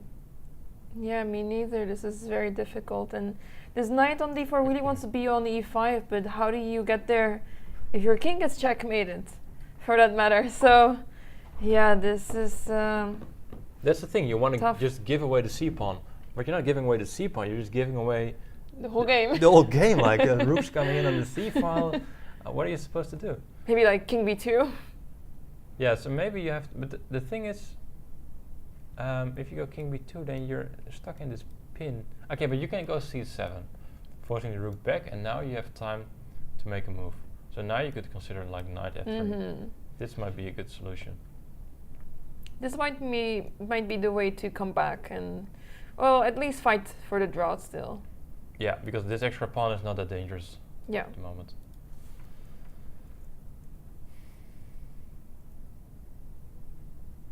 Yeah, king b2 looks healthy. I like that move.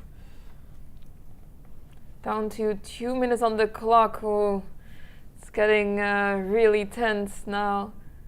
What is white going to play here? Not a lot of moves available. And he has to make a decision soon. Are you a nervous chess player? I guess, yeah. Yeah? I often get myself in time trouble, so that doesn't make it much better. Some people are just so relaxed, even in time trouble. They just No, definitely not. you. No, I'm only relaxed when I'm like a piece up, I guess. Right. I always get nervous when my opponent is in time trouble. Because they'll do some unexpected things and I hate that. Yeah. Oh, I rarely have the situation where my opponent is in time trouble and I'm not. But when it's the case, I feel so good because finally it's not me. Yeah. Yeah, he's what is he He's not thinking making a about? move. He's looking at the clock, so he knows he's low on the clock. Yeah, he's below a minute now. You gotta make a move. Reaching King. for the rook. Rook e2? Yeah, I guess. Yep, rook e2. Okay, he wants to move the rook to c2, it seems like. He's gonna hang on to the pawn. If rook d8, c7, rook c8, he wants to go rook c2. Ah, He's fighting. it's not over yet. But does it make any sense?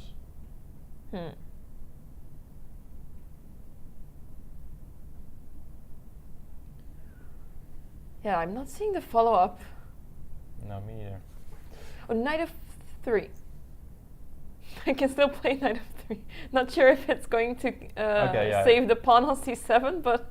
Yeah, it's a move, but no, it's not gonna save the pawn, I think. Yeah. But the end game might be...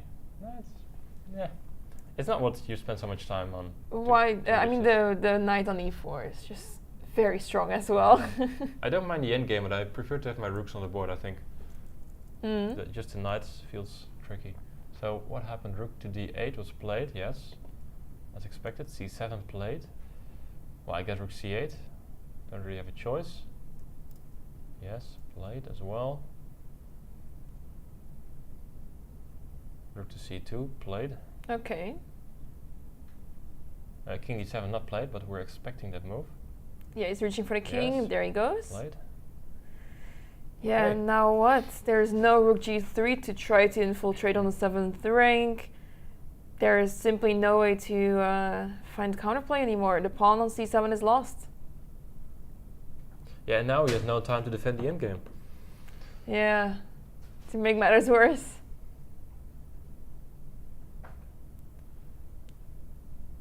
Yeah, the worst part is that your knight on d4 is pinned. Otherwise, you could consider moves such as a4 to try to play b5, but that's also not possible.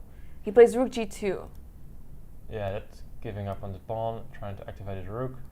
Rook takes c7, and king b2. But okay, then he should have played king b2 immediately. Yeah, this was wasting quite some time. Yeah. It might still be the best try, but yeah, maybe just king c8. Trying to get your king here, and maybe double up again. Okay, but this is the... I guess black now is going to take his time. Yeah. Because now he has time, and now he needs to find a good plan. I'm not sure what rook c4 is, by the way. It looks good, but maybe rook g7 is simply annoying. Oh, but isn't this just winning a piece? Like, what are you going to do? The king's running to b6. Yeah, I'm staying away from all the knight checks. Yeah. Yeah, rook c4, I think he's going for it. Yep. Wow. What a move. He's really playing this in a very powerful fashion, just no doubt, just pushing pieces, not thinking that long. I think he spent less time than his opponent in this crucial phase of the game. He's just... The moves also are quite easy for him. The classic nodding. Here's your knight e3 move, of course. Xiao. Yeah, but you can take on b4 with check. Yep, thank you very much. Yeah, no, Drachmalty is... nope. Not today. Not looking happy. Not today. King a1. Oh.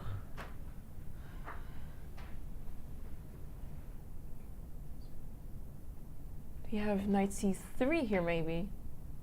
What? You can still trade rooks and play rook g1, but Actually, okay. Well, it's not game over yet. No, but this is very strong if it works. It's not like no, forced checkmate. He doesn't see it. Oh, no, this is such a beautiful move. It is really cool. It's so strong. But the thing is, if you force rook to g1, then it's over. You can just get your king. It's f4 is also hanging. It's devastating. Now that's a very powerful move. I think that's a very good find. Yeah, it would be really cool to see that move. But instead, what it was played, the king was moved. Sure, I think this is an issue, but okay. Yeah, he played king. No, he took on d3. Ah, he took on d3, knight e5. Okay, and then the king moved. Ah, yeah. So knight e5, king d6, knight e3, rook d4, knight e5. Yeah, no, but your version was clearly better. Yeah, now you still have to fight for the win. You can trade rooks, yeah. Yeah. Then life is easy. It's gonna take a few more moves to prove the win. All right, let's switch to board 4, I guess. I mean, this end game either lasts a while or white just resigns, but the most this should be better for black, much better. Yep. Yeah, let's see what happens in game 4, as the game has progressed quite a bit. Let's get you updated on the moves. Queen d6, knight f4, queen d4, that's the pawn she was looking for. Knight's going to e7 and to d5. d8, so material is equal, but then knight c3 attacking the rook and threatening knight e2 check. So rook to b4 and now rook c4. Yeah, it feels like white is not going to be able to defend against its knight e2 threat because black is constantly attacking other pieces. True, because after rook takes c4, there's also b takes c4. Yeah, knight is hanging, knight e2 is threatened, and I don't see a way to defend. Yeah, me neither. And if you don't take on b4, then this is the threat, and also this. So how do you defend against both? Oh, this seems completely lost for white, and yeah. She goes rook cp1, yeah. Oh, but then you lose d5, you lose c2, and then d3 is hanging and f2 is hanging. Yeah, there's simply no counterplay left anymore. You can take on b5 because there's this back rank checkmate. But still, if you take a2 or you just play a pawn move, you'll be up a pawn and win the game most likely. If the knight was on e3, maybe we could still have hope for white. But with the knight on d3, it's just very weak there, and the pawns on the second rank will not last for long. True.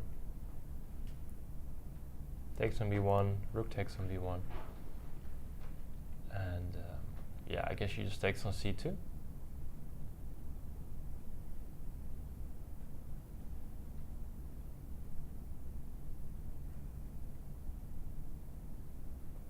Does she maybe want to play b4? Does she? She's not moving instantly, so maybe she's considering some other move.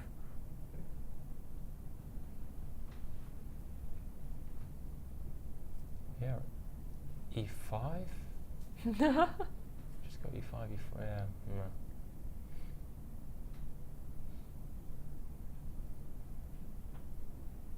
Yeah, okay, b4 might be possible. Meanwhile, the game between Erdoğan and Zhao has progressed a lot, and it's very interesting. Does white still have a chance to hold a position? Let's take a look. And let's get up to date here. Knight c5 played, not exchanging rooks, winning the f pawn, creating two connected passers. Knight e4, h4, yeah, just push the pawn, why not?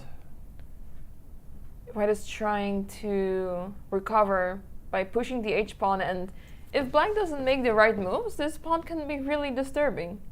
Yeah, at least white has a plan now. Yeah. You can just push the h-pawn and hope for the best. yeah, hope for the best. So you gave him some hope. Yeah. Well, at least you gave him easy moves to play. Mm-hmm. And I mean, you can play pretty much everything, right? I guess he's trying to find a checkmate, like, let's just execute knight c3, king c1, and maybe he wants to go for this simple queen d4, king d4, king d3, and white is to find a way to defend against that. No, he goes for rook h2, which is also fine, and just pushing this pawn. This knight is completely offside, and so is the rook. You can't bring them back.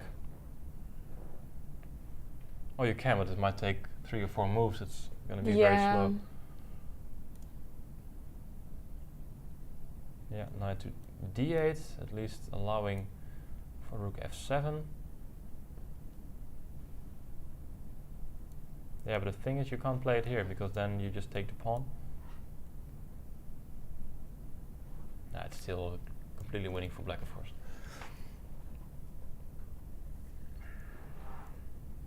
Don't think his life is going to be difficult here.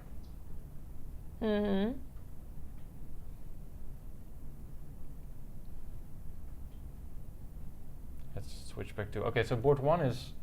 Let's have this little overview to see what's going on all the boards. Board 1 is still pretty equal. We can see the evaluation bars for 2 and 4, which is as expected. Yeah. Black is winning on those two. So board 1 is still equal and interesting. I think there's a big chance this might end in a draw. But let's see how Lou is trying to win her game, maintaining her 100% score if she manages to do so. Her opponent is thinking at the moment, but I'm pretty sure with switch cameras we can find a very confident look of Lou. Yep, there it is. She did take on c2. White played rook to d1 and here queen f6, which is it's a nice move. No direct threat. Rook takes d. Okay, actually rook takes d3. There's a back ring, so you have to be careful. Yeah, she's going to take on a2, and then she's just going to play h6 next, and the knight is pinned. Rook f1 is played. Yeah, okay, it might take a while, but just h6, try to get your rook here, and soon the f2 pawn will fall. Yeah, and if it doesn't, white needs all the pieces to defend, then you can simply push this guy all the way to e3, forcing matters, and yeah. Yeah, that should be completely winning for Lou. And yeah, it seems like that China will win another match, and also very convincingly, as they're not even remotely losing on any of the boards currently. So that would be another clean sweep. The chances of them winning this event without losing a single game are getting increasingly higher now. Yeah. Which will be quite a stunning performance.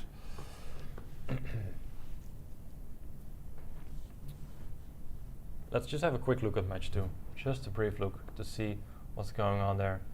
Because was it Armenia in 3rd place? Together with Hungary, right? They were sharing 3rd place together. Yeah. So if one of these teams win, they will be the only chance of eliminating or stopping China from winning this event, it seems. But I think we can see that it seems like Armenia is doing very well. Some of the boards are not reloaded on the screen. Ah, right. So we're a bit behind here. Yeah, also the first board is missing a king, which is quite relevant for the evaluation of the position here. Yeah, okay, so let's just head back to the live games, because this is very unreliable at the moment. Let's see board 2. Yeah, Androkmus is upset. Rightly so. It's not going to be his game today. I'm still surprised that he's holding on relatively well. Of course, he's completely losing, but the game could have been over quite some time ago, and he's still trying, and rightly so. Yeah, he grabs a pawn, but it's to the no b2 avail. pawn is just too fast, heading to b1. Yeah, you can just go king d5. No checks from the knight, no checks from the rook, and then it's just b2, knight c3, b1, or something similar. I think we'll see resignation anytime soon. Cup cam switch to hand cam. This guy has many different variations to blocking the camera. Handcam is actually quite popular on Twitch. And yeah, takes another pawn. Rook takes a6, but no. Okay, b2 or knight c3 both winning very easily. He goes for knight c3 check. Not giving any chance. b2, and I think that's when he will resign. Yep. There we go. Well played. Very well played by China once again. This time Xiao getting a very nice victory and powerful play in the middle game. Looked very convincing. Very impressive game. Another win by China, and it's currently 2-0 with Liu also in a winning position. And board 1 doesn't seem like White can lose there whatsoever. So that would be another very impressive win for China. Yeah, Turkey Erdogan was really upset. He didn't even put the pieces back in the starting position, which is always a sign that someone is just upset with how the game went. And you can't really blame him. That's a tough one. Yes, so that means, well, can we check this out with you? I'm scared now. Yeah, it works. We fixed it. It's all fixed. Yeah, so China leading 2-0. Board 4 is completely winning. And let's have a look at board 1, just to see if something exciting is happening there. Let's go to the actual position right now, and this is it. Yeah, the thing is that White is has taken over the C file, but it doesn't really seem like there is much that White can do just yet, because Black is playing very defensively. The rooks are on the 7th rank, protecting everything very well. Knight is pretty strong on D5. So for this reason, I would say the position is balanced. But it does feel like there's no way that White can lose this. No, definitely White is completely safe, and so is Black. I think the only try I see is to go rook c8, h8, but it's a bit of a long shot, I think. But it might be worth a try though, unless rook c8 is followed by rook c7, exchanging rooks. But this might have been an option earlier on in the game, so I'm not so sure if that's. Ah no, knight just went to d5, so now I guess rook c7 is becoming a serious possibility, exchanging the active rooks of White, and so he plays h4. Yeah. Yeah, and Black is just suffering. His team is losing. There's nothing he can do, but just wait and see if his opponent might want to have a draw, or he just has to defend and hope for the best. Yeah, China's too strong. It's unfair. Untitled and very strong. Yeah, that's. I mean,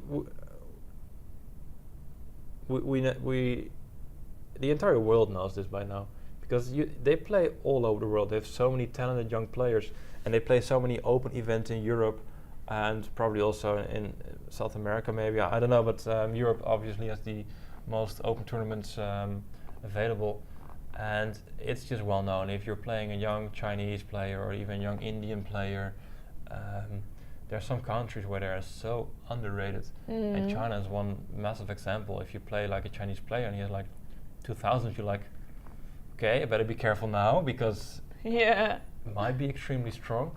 So and they're proving this point once again this tournament, because board 1 is 22-14, which is of course a rapid rating, but as you said, untitled. It doesn't say anything. They're just acing it at the moment. Yeah. We do have some results on board 3. It's good to mention that Kazakhstan is leading 2-0 against, I think it's Austria, if I'm not mistaken. Or is it Switzerland or Austria? Let's take a quick look. It's Kazakhstan against Switzerland. Switzerland, yeah. So Kazakhstan is leading 2-0 because board 1 and 2 both won. That's Ansat and Sapinov beating Azalani and Mattenberger, so they are firmly in control. And also the Dutch are up 2-0, which is worth mentioning, and it seems like they are gonna win 2 more games, I think, so might be heading for a clean sweep there. I looked it up quickly, and the Houwenju's rating is 2455 classical. Yeah, don't worry. Don't take any FM or IM titles. Why would you? It's gonna be GM soon anyway. Yeah. So I think there's 2 players in the history who went from FM to GM. I think more in the meantime. Well, a few years back, I know there were at least 2. I think it was Kramnik and Giri, Wow. who were the only 2 who went from FM all the way to GM, because the Iron thing, they were just not in time to get the title because they were GM already. Oh wow, that's very impressive. And these days, okay, so there might be more cases of that, which, yeah, I mean, since these new K factors, you win a lot of points and you can get your norms easily. There's so many tournaments to play. But I mean, these guys might become GM just out of nowhere. Like, oh hello, Untitled and GM. Yeah, that's very impressive, and no need for the FM title, just straight to GM. Yeah, very impressive. Don't need it. Kramnik was playing board 5 of the Russian Olympiad team when he was a FIDE master. Yeah, that shows that you are quite strong, especially in Russia, which is not the weakest of countries. Yeah, back in the day, a norm at Olympiad was worth 2 norms. It still is, right? Or is that It has been changed. Yeah, they removed it actually. I think it's a good thing because I don't see why it would. I mean, Yeah. of course, it's a strong event, but you still play the same, players. It's not like everyone is suddenly over or underrated. So, yeah. Yeah, no, that's makes things a bit harder to get 3 norms. But okay, we have exchanges. The board's not updating here, but we are in this end game where they always say a knight end game is just like a pawn end game.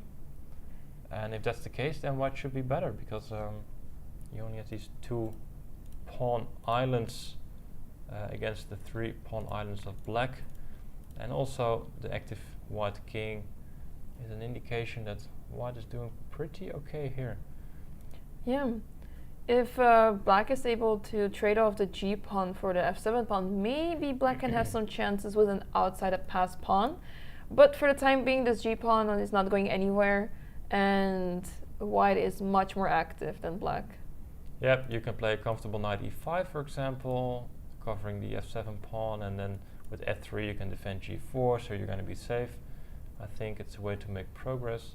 You could also try to push e4, e5 to gain some space. There's many ways to try and improve your position here. Black goes knight c7, yep.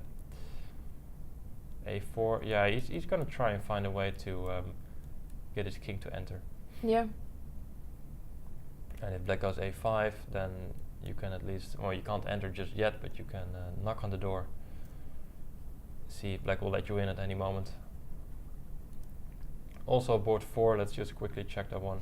We also have a pawn endgame there, and it's yeah, all the pieces got traded off after all, but in the final position, black is up a pawn in the pawn endgame, so it's completely losing for white. Yeah, I think the live board had some issues there, so we can't put the actual position on the board, unfortunately, because there was some malfunction there. I think there was an exchange in f1, but the board didn't register well. Oops. And they're trying to fix it, but for now, we can confirm that Lou is going to win the game.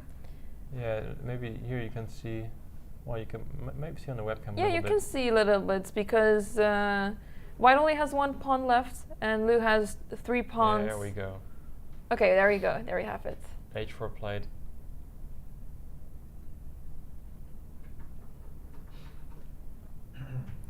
She's just going to defend that pawn on g6 and then run the pawn down on the e file and resigned. Yes. Very strong game once again by Lou, still undefeated. Yep, 6 out of 6. Could be worse. And wow.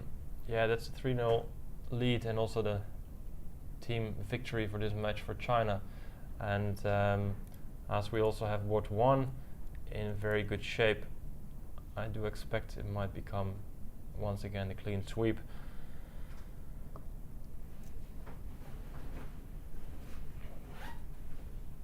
Yeah, looking good. Looking very good. Shall we check the match on board 2? Let's see. If it's all working again, and it is, of course, we see that Armenia is up 1-0 because of their victory by Piliposyan beating Gal on the first board. And we see a rook endgame on board number 2, which is supposed to be balanced. Also an endgame board 3, which is balanced, and the same goes for board 4, even though white is up a pawn. Very exciting in time trouble. Very balanced positions and anything to play for.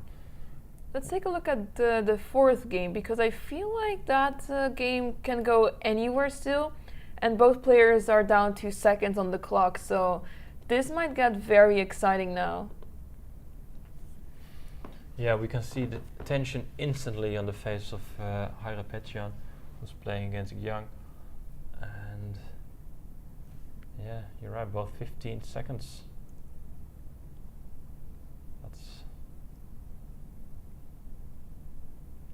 It goes to b3. Probably, I mean, of course it's attacking the rook on d2, but maybe black is trying to play queen c5, trading off those queens and hope for the best in the endgame. Yeah, I wouldn't mind, because I'm somewhat concerned about this e5 followed by this knight jumping to f6 maybe. It's a scary business, so exchanging queens would be a very wise idea. And no. No, queen h4. Going for the attack himself, why not? Okay. That move, please. Thank you. Yeah,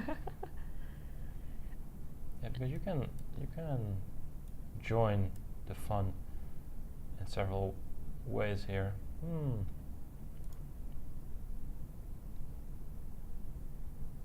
Knight d1. That's a scary looking move. Ooh. Rook h8 you can't take because queen e1 is checkmate, but I guess knight f2 was the plan. Yep. Queen h2, king f1. Okay, at least the king is safe. But where's your knight going? Yeah, it's a very good question, because after knight a5 there's queen c3 check, and you just pick up the knight on the next move. Knight a1? Knight a1. No, rook b8 played, I think, yeah. Knight a1, but now you are not rook coordinated. Rook c3? That was the game ended in a draw. Okay, that's a good defense by Gurel. That means China won the match 3.5-1/2, which is still very impressive. So they're taking a very firm lead in this event. And we're depending on this match between Hungary and Armenia to find out who is going to be able to try and stop them of crushing the entire field.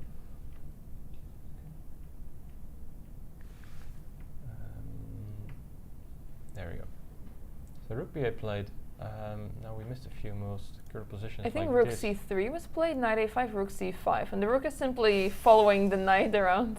And now rook b7, and you're pinned. It's looking. Rook c7 was played. Oh, okay. Rook b5 was just winning, I think. Yeah. Because of the pin. But okay, it's time trouble. We can't really blame the players. This also looks quite strong with queen a7 at your disposal. Queen b6 at your disposal. Knight d8. The knight's going places, right? It's been everywhere almost.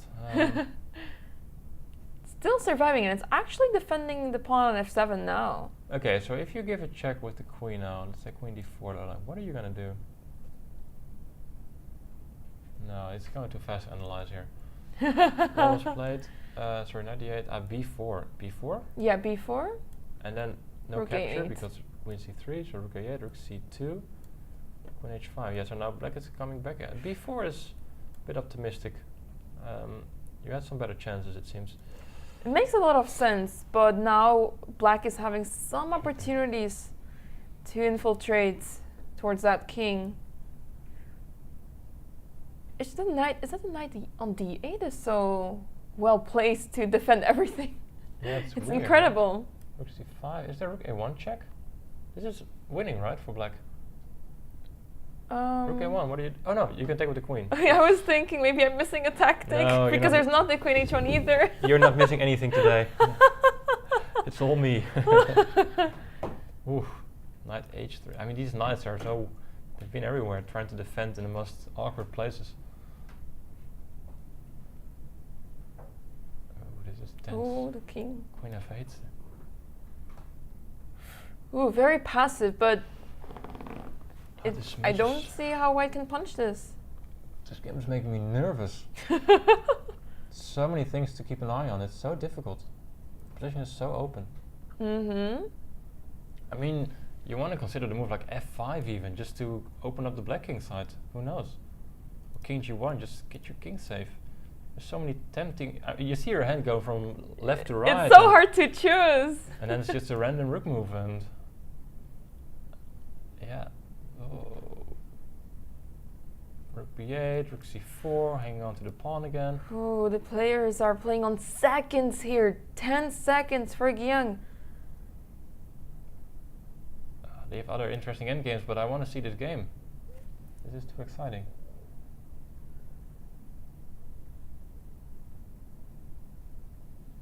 And then when you think, oh, I have 20 seconds again, you think, you're like, oh, 5 seconds, 4 seconds. Yeah, time flies. You can't relax and sit back. It's not possible. You need to be super focused. Just king g1. Just get your king safe. I don't mind whatever else you're doing. Just get your king safe. Oh, dropping a piece. He's like, oh. The look on his face was priceless there. I think a 5. What was played? He's just glancing at the arbiter like, oh. Was it? No, b5. Oh, b5. Oh, okay. Rook b8. Now rook b4. No, rook. No, b6. Ah, she's just pushing the pawn now. Oh, queen d7. Just get your king here, please. Oh. It helps that black doesn't have enough pieces to attack the king. Yeah, true. It's fine now. It's I find it very unsettling. It just makes me nervous. Get your king safe, please. Yeah, sometimes it's almost more nerve-wracking to watch a game than to play it yourself. But this is queen b5, by the way. Yeah. Did she play king e2? Ooh. No, get your king safe, please. Don't go here. e5 might be a move. I mean, things are getting very tricky now. Why? Yeah, I really want to play knight g4 as well, but with that king on e2 now, I'm not so sure anymore. Rook to c7. No. Oh, yes, you can. I thought you could take. No, wait, you it's can a take. check. Yeah, you can take on c7. Wait. Take, and take with check. But then king d3? No way she calculated Whoa. this. Okay, but that's a draw, right? King c2? Rook b4 and rook. No, there's check. When you check, okay. Wow. Did she calculate all of this? That would be insane given the time situation. I don't know. Queen d6 played, knight g4 played. Now you can still take on c7. Just. Oh, queen takes f4, knight f6 has been played. Ah, you can also take on b6. Knight f6. Where do you go? f8. King f8 played. Knight d7. Okay, that's over. Knight d7. Is it? No perpetual. Oh King g8. You should be able to hide. The knight is too far away.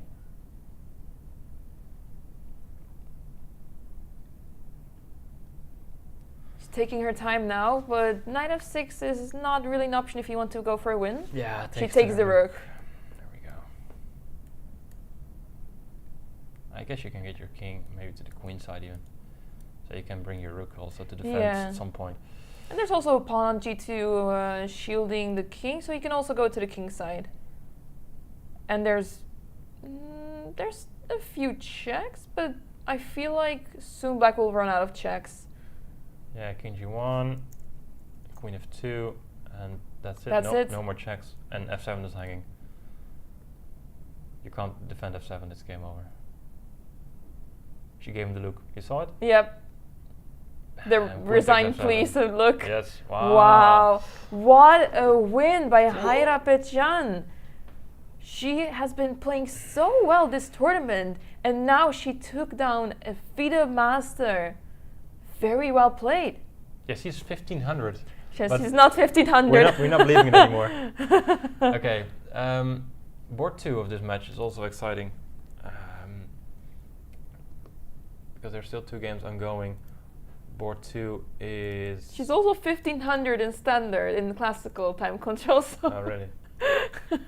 Here we have the funny situation of 2 queens on the board Oh. and resigned. Okay, well, that's fun while it lasted. 2 queens is too much. So that means we only have... so what does it mean for the match? It's Armenia leading 2-1, and we only have this game left. Ooh. And that is also very exciting, as we can see. This is the current position. It's white to move. Bishop d5? Yes. Or bishop f5, actually, to just play d7. Oh, you went bishop d5, rook e1 check. And where do you go? King f5. Yes, played. Rook There's d1 a lot back. of checks. Or rook d1 now. Rook f1 played. No, f1? Yeah, rook f1 played. So do you take the g pawn? Yes, he does. Rook d1 now to draw.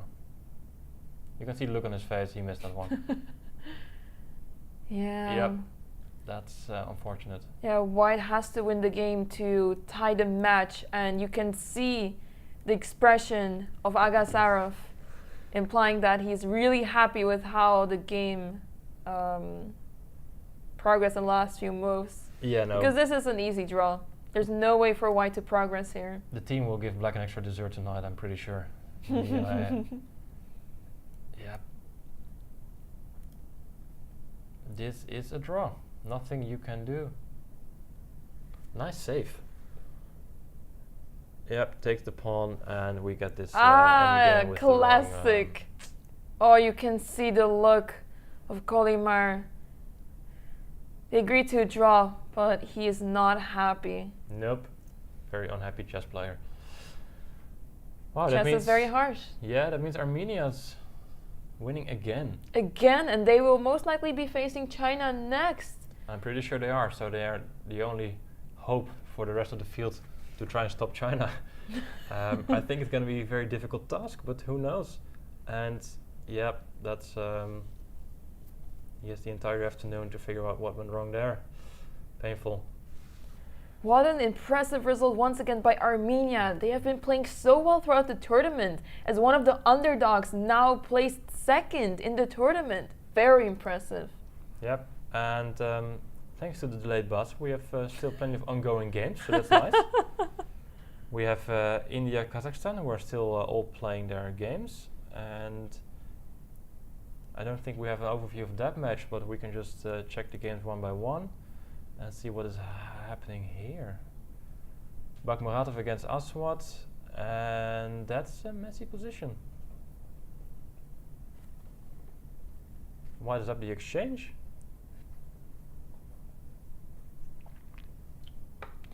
Yeah. White's up the exchange. Yeah, the bishops are not really doing much, unfortunately, for black. Wait, why? Why? Did he I take the guess knight? captured because the knight on b4 is also hanging, and black doesn't want to simplify. Alright, so by going queen f5, if you take on b4, you want to take with the bishop. Yeah. Okay. But I want to play bishop d7. No, that's not doing anything. Let's just forget about that move. I like bishop e8. Bishop e8. Also not doing anything, is it? I don't know. I thought being able to give a check on f7 would be cool, but I think the knight on f3 is more important for now. Yeah, giving checks is pretty cool indeed. Oh, let's check the third board, by the way. So these games are all new to us, so just trying to orientate a bit and see what's happening. This looks exciting. Black to move, 12 minutes left on the clock. White is down to 20 seconds. Omanov against Hash, and looks fun. 2 pieces against the rook, but the black king is a bit awkward. It feels like white has the upper hand and it can get checkmated any moment, but if black doesn't get checkmated, I think white should be very concerned. But for now, I feel like king h6, there's queen f4, that's going to be checkmate. King h8 is also checkmate, so the king has to go back to f6. Is this checkmate? Ah, king takes g6 is still a move.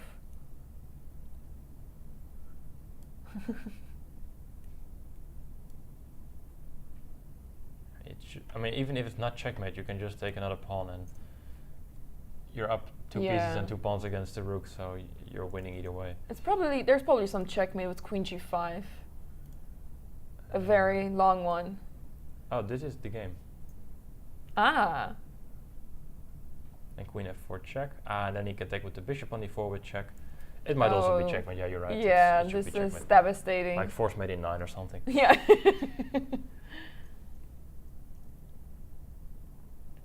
Yeah, that means Kazakhstan is gonna probably win that game.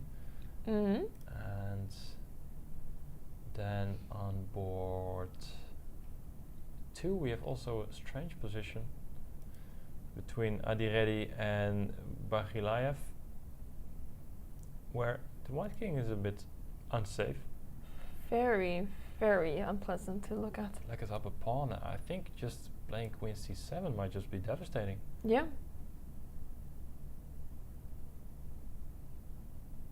Just swing your king over to the king side and see what happens.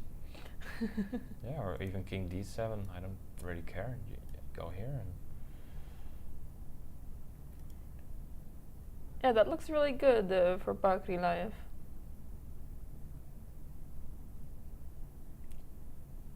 yep, and I think board 3 is being decided now anytime soon. Let's see what's happened. Oh. Just rook takes g6. Oh wow, and because after queen takes, there's bishop takes e4. Oh no, there's a check. Never mind. Yeah. I was so excited to see the checkmate on g7. Yeah, you wanted to go for this and then lose. Realize that your king is blinking red. Yeah. Too bad. Yeah, this is just winning. Yeah, very nice. If you're low on time, you can execute these moves and win the game. It always feels good. Yeah. Not sure if black is going to resign and we're going to be able to capture that. Okay. Let's see, board 1. What was played here? Queen f5 was played and knight d4 was played. This is just a very messy position, but I think the problem now is that you don't really want to give up this bishop because now your king is very exposed.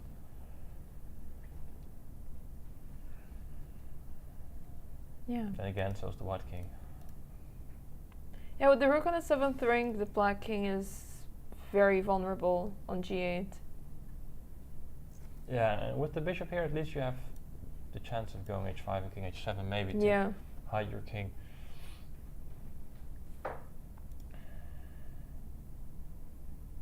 Okay, they still have some time in this game. Well, white only has 16 seconds. That's not a lot of time. Let's check board 2, and queen b6 was played. With check, king h2, and now you can just play a bishop move. Yeah, bishop d7 looks good. Threatens to take on c6, threatens queen f2, with all kinds of trouble. Queen d6 played. Is it going to save white? I don't think so. Queen Check, f2, king h1. bishop h3, resign. Yeah, you can even take the pawn f3 if you like. Okay, there's still queen h2.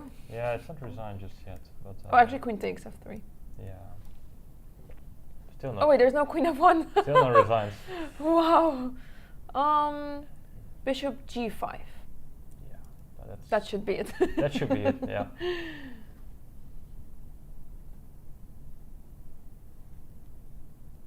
Yeah, agreed. Now that's there should be a way for black to win here. Queen f2 played, king h1 played. I mean, black has time. So in the meantime, board 3 is finished. That ended in checkmate.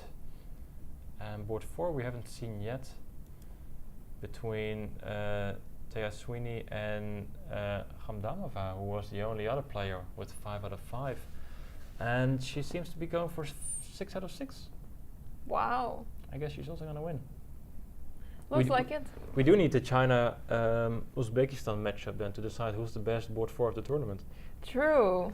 There's a chance that that might happen, but Uzbekistan has been quite lower in the pairings today, a little bit lower, board 4. So yeah, maybe in either around 8 or 9, still possible. Yeah, because at some point China has played most of the opponents in the top boards, and they'll get to play some teams that are lower in the standings. A7 played, rook. Must have been a transmission error. Yeah, there we go. I think so. Rook takes A5, rook takes D5, now takes E3. Now this should be very simple because you destroyed the pawn structure here by capturing the E3 pawn, so it's easy to capture the pawns now. You can follow up with rook here, knight E7, take the pawn. Yeah, should be rather easy conversion of that endgame. Yes. So is this game finished? Took the pawn F3 with check, doesn't hurt. I think it doesn't hurt. Now you can also play queen H3 check and bishop G5.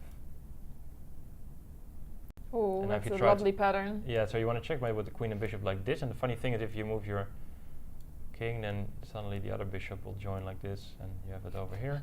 And yeah, okay, this is many ways to win. You can pick whatever you like the most.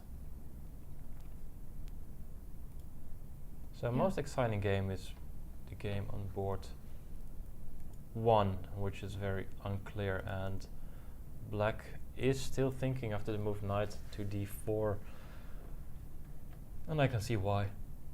It's difficult. Yeah, not very clear what black can do here. I mean, black is just down the exchange and very little compensation for it, almost none. Yeah, just one pawn. Yeah. Just one. Just one, and the black king on g8 is not particularly safe. No. I just noticed that the Netherlands won their match 4-0. Oh, that's very nice. That's good. That's a nice comeback after their tough loss against Armenia yesterday. So we will be excited to see them on the top boards again, hopefully. And what's up with the match on board? Which match is it? The next board is it? Let's take a look. We have Israel against Latvia. Okay, they're still ongoing. Yeah, all games are ongoing. I can see why, because they have positions like this. I don't see any infiltration here for either side. Okay, there's h5. That's the only one. I mean, they're having fun together there. Yeah, h5 is the only one, but then you just ignore. Yeah, so knights are protecting the pawns very well. No way anyone's getting in there. It's all defended, well, 3 or 4 times. The a file is too closed. Should be a draw, but they can play many more moves. And the third board also has similar issues with closed pawn structures.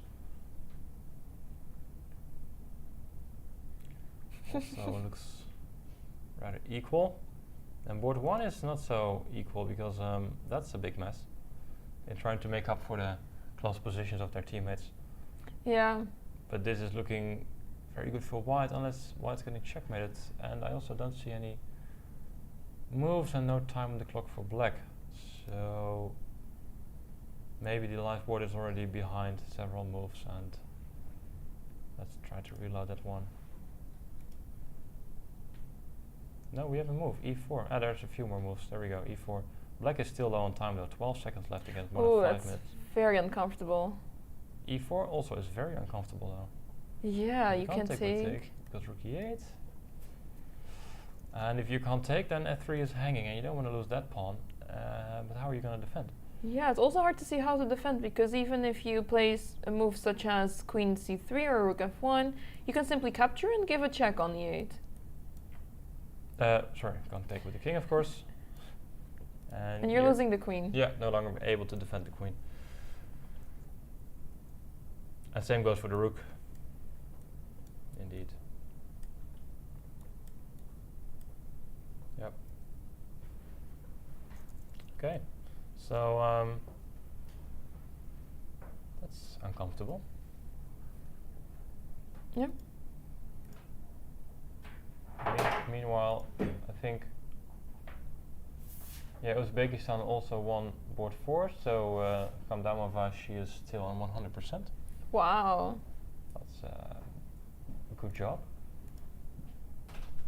And what else do we have here? Israel against Latvia, board 4. We have this position, which is also rather balanced. Yeah, this c-pawn is not going anywhere for now. Yeah, hard to see what either side can really do. Yeah, okay, so let's focus on board 1 because this is clearly the most exciting position of them all. Do we have more moves in the meantime? Yes, we do. Rook cf1. Now g3 was played, that's also a possibility. That works. Rook takes, bishop takes, and now there's multiple ideas. You can still take the pawn with the idea you had. Also, queen h2 is becoming a possibility. It's not just it's not a threat because you have king d1, but well, you got to keep an eye on the move. And also, you can play rook e8 first before taking on f3, just to build the tension a bit. And you can also take this pawn, which is not played. With rook fe8 is being played.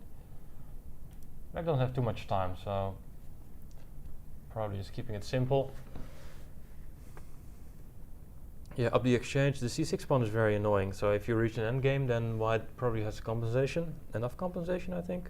Yeah. And also board 2 of the Uzbekistan-India match is finished, and that is being won by Uzbekistan. Yeah, that was the queen and bishops checkmate. Yeah. So Uzbekistan won the match, only board 1 playing there. We'll just focus on Israel against Latvia because, well, all 4 boards are still playing. So what are you supposed to do as white here? I want to run away. Yeah, if I could move from e2 to a4 in one move, gladly, but I don't see any other safe score, to be honest. The thing is, if you start running and you'll get chased. Yeah, I thought e3, but you also have the bishop here. Else e3, e2, and it's instantly winning for black. But it's not the case, so you might have a chance of being able to run away. King d2 played also.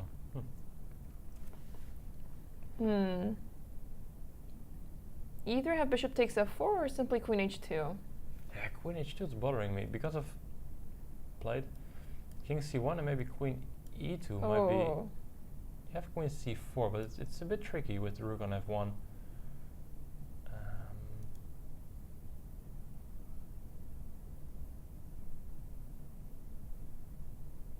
But can you solve, or can you keep the pressure on? Because at some point you might lose the e-pawn. Yeah.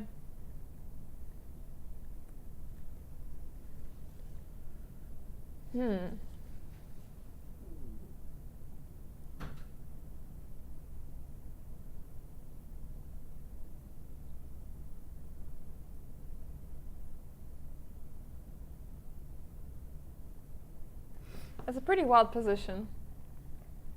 King c1, bishop f4, king b1. Now the king is making serious progress to the king side. But now the e-pawn, I think it will push. Of course, bishop f4 supports the e-pawn. Yeah.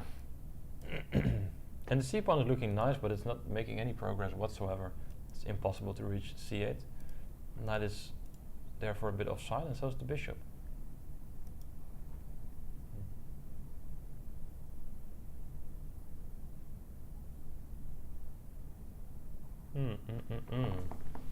Looking good for black, I think.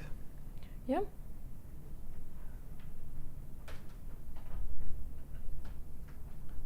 Yeah, this knight on a5 is completely out of the game. If it wasn't for the fact that the white king is in trouble and there's no pawn on e3 either, white should have been more or less fine. But now that the king is in so much trouble, this pawn on c6 doesn't do much. It doesn't do anything. Nope. It doesn't. Third board ended in a draw, by the way. The queen endgame. Mm-hmm. And I think board 2 is also still heading towards the draw. Yeah, white is getting low on time here.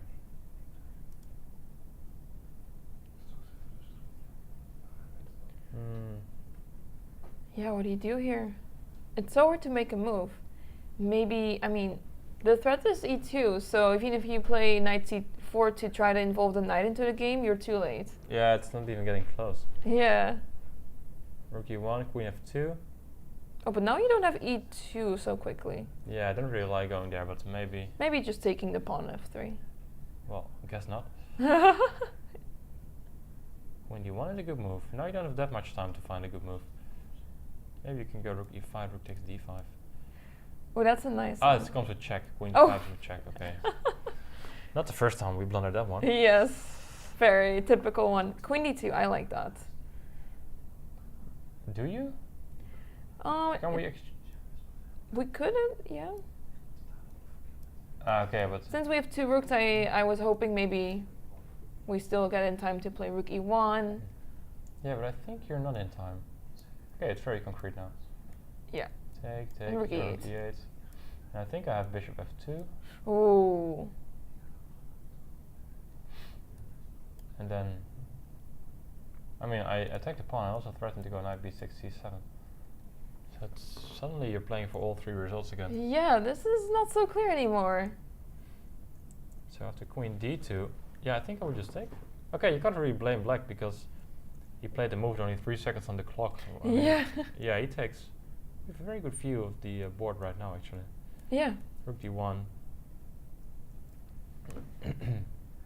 And board 2 is completely stalemate, both sides, so they're both looking at board 1 now. As if their own game is already finished. That's amazing. Like, oh, our game is so boring, and we just, oh, that's exciting.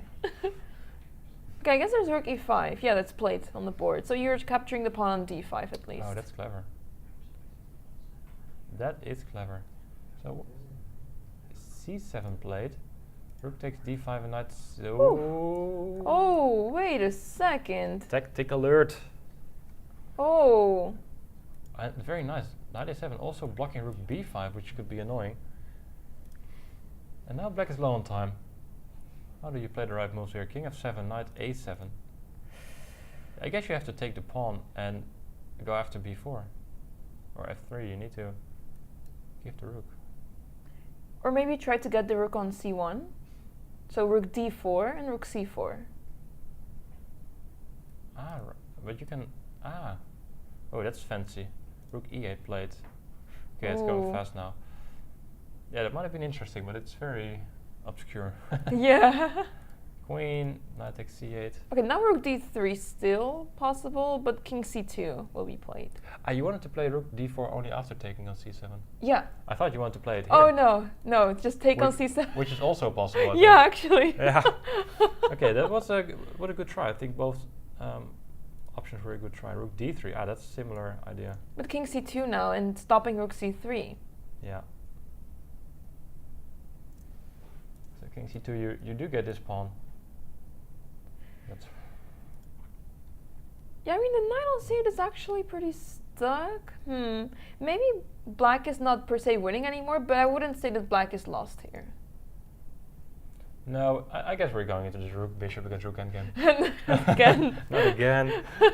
Actually, yesterday we mentioned that we showed 2 examples of players winning this endgame, but actually one game the player didn't win. He had like checkmate in 2 or 3 moves, but he actually lost on time. Yeah, I was told by the arbiter of this match as well. It was crazy. Yeah, we thought the board was like lagging or delayed, or that he probably played the move, resigned, and the wrong result was entered. But no, he just lost on time while having checkmate in 3 moves or something. So yeah, that really hurt. I think he had 23 seconds, I was told, and then just none. 12 seconds. Okay. Wow. Still, when you're so close to checkmating, it's painful. Everything happens. King e6. You need to get this pawn out of the way. Knight c6. I don't care how you do it, you just need to get the pawn out of the way. Knight c6 played, king d5. Knight d4, knight b3. Is that what he played? Yes. Now on the board. I mean, you're losing the d pawn too. Yeah, running out of pawns.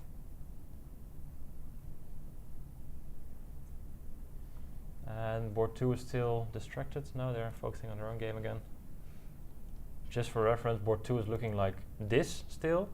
I feel like there's more than So 8 pawns on this board. yeah. On each side. So they're just gonna make moves forever. They don't care.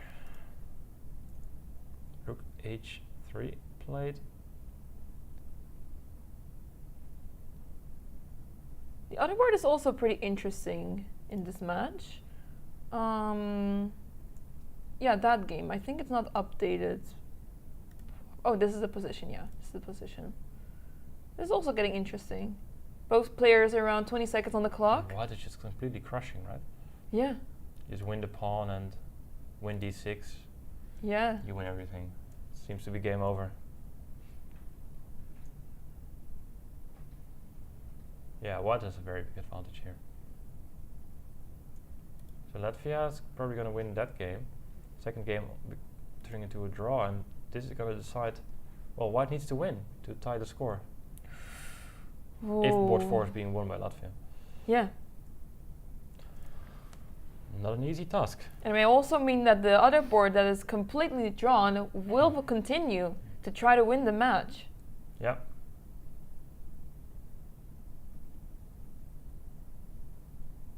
Also the Dutchies are still playing. Netherlands 4 against Germany. But I just want to see how this game ends. Oh, just one game already finished just now? So there's only one game left. It's a rook end game. And that's winning. It seems to be winning. The king is in front of the pawn. Right. So yeah, let's just unless there's something super exciting, I guess we just stay with this game, because it's hard to believe there's anything more exciting than this one. No, this is very. This is crazy. This can go anywhere still. Yeah, bishop c3 and then knight takes d6 is going to be possible. Or knight takes d2. The thing is, knight takes d2, you have bishop takes d2, and there you go, you have your rook, bishop against rook potential. Against 3 pawns. The question is, will White be able to pick up those pawns? Okay, one is off the board. The thing is, you can take like 40 moves for every pawn. Yeah. And then you take it. Yeah. And then we are sitting here forever. No free afternoon for the players. No. So knight f5.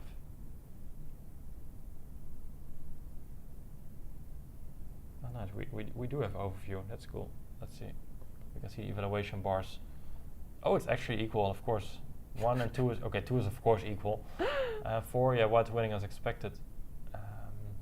So match 1 is balanced. That means it can go either way. It's pretty cool. Wow.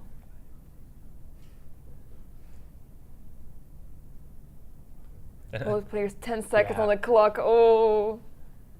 And queen. Queen. Oh, he's winning the rook. No, he's exchanging it to this. Ah, no, this is a draw. Yeah, okay. Yeah, the pawn g7 is also hanging. Well, you Okay, can but save it. oh, bishop e1. Oh, completely missed. Same here. But now I guess you want to keep the bishop on the board. Because I guess you want to play rook bishop against rook bishop knight. Bishop f4 played, yeah. Yeah, you don't care about the pawn. You just don't want the knight to exchange. Both pawns are hanging now. Oh man. Also bishop g3 might be a threat if the king gets closer. I mean, it's just good fun. Just sit back and watch. Is she taking the stroopwafels? Probably. She's taking the stroopwafels. How dare she? Candy has been going back and forth with Candy in the room. She just rushed in, grabbed the stroopwafels and just went back. I was eyeballing them the entire time, but to no avail. That's unfortunate. Yeah, Black King is approaching.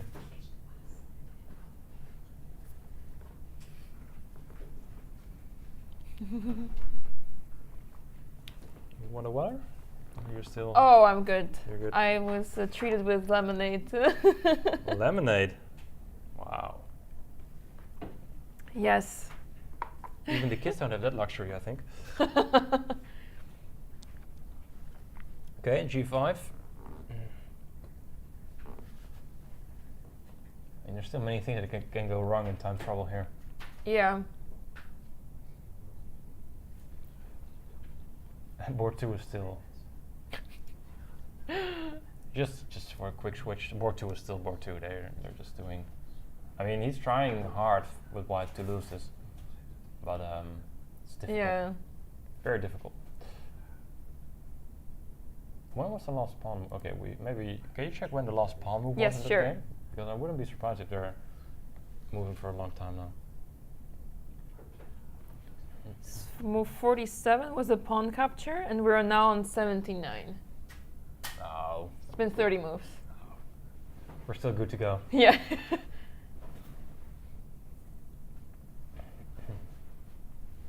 Okay, so one funny thing about, well, I'm not sure if it's funny, but one thing, you might expect white to chase that pawn, but I think most interesting is to leave the pawn on the board and try to checkmate your opponent. Yeah. So just try to get your king close, because the thing is, these pieces are blocking checks from behind. So you might use those pieces as, well, protection of your own king. So I would keep the pawn alive and try to maneuver around it, so you can go for some checkmating potential, because black doesn't have all his defensive resources available, because, well, simply he can't check your king. Well, now you're pinned, so this is annoying. Rook A2? Yeah, maybe. Rook A2, king G4. It's the only way to get the king up. But okay, put the king on E2. Yeah, this is going to be difficult to make progress if black keeps pinning the bishop. Okay, but you can go king D3. Yeah, that's what he played. Still rook F1. B2 is pretty annoying. Okay, but now you can go bishop E1, bishop C3. Okay. So this oh, is that's nice. Slightly inaccurate by black, because now he's escaping. Yeah, he goes rook B1, so now he's doing nothing, and white is just improving. Because if you're playing smart, this bishop is not going to be a defender. So you do have two pieces and a rook, and that might be might even be easier than the rook bishop against rook endgame to approach and drive the black king back. He's just giving checks, he's just helping. Okay, maybe you can try to, I mean, if you can do something, okay, you can't, but if you can maybe exchange the rooks like this. Oh, yeah. You can gamble if your opponent knows it. It's a very risky one. Yeah, it's a risky gamble, but that's why it's a gamble. Bishop D2. Oh, but you have check. Yeah, there's a check. Rook A7 or rook F5. You can also try to win the rook knight endgame, but that's a bit more difficult. I mean, we've seen even strong grandmasters lose at endgame, but it's hard. Yeah.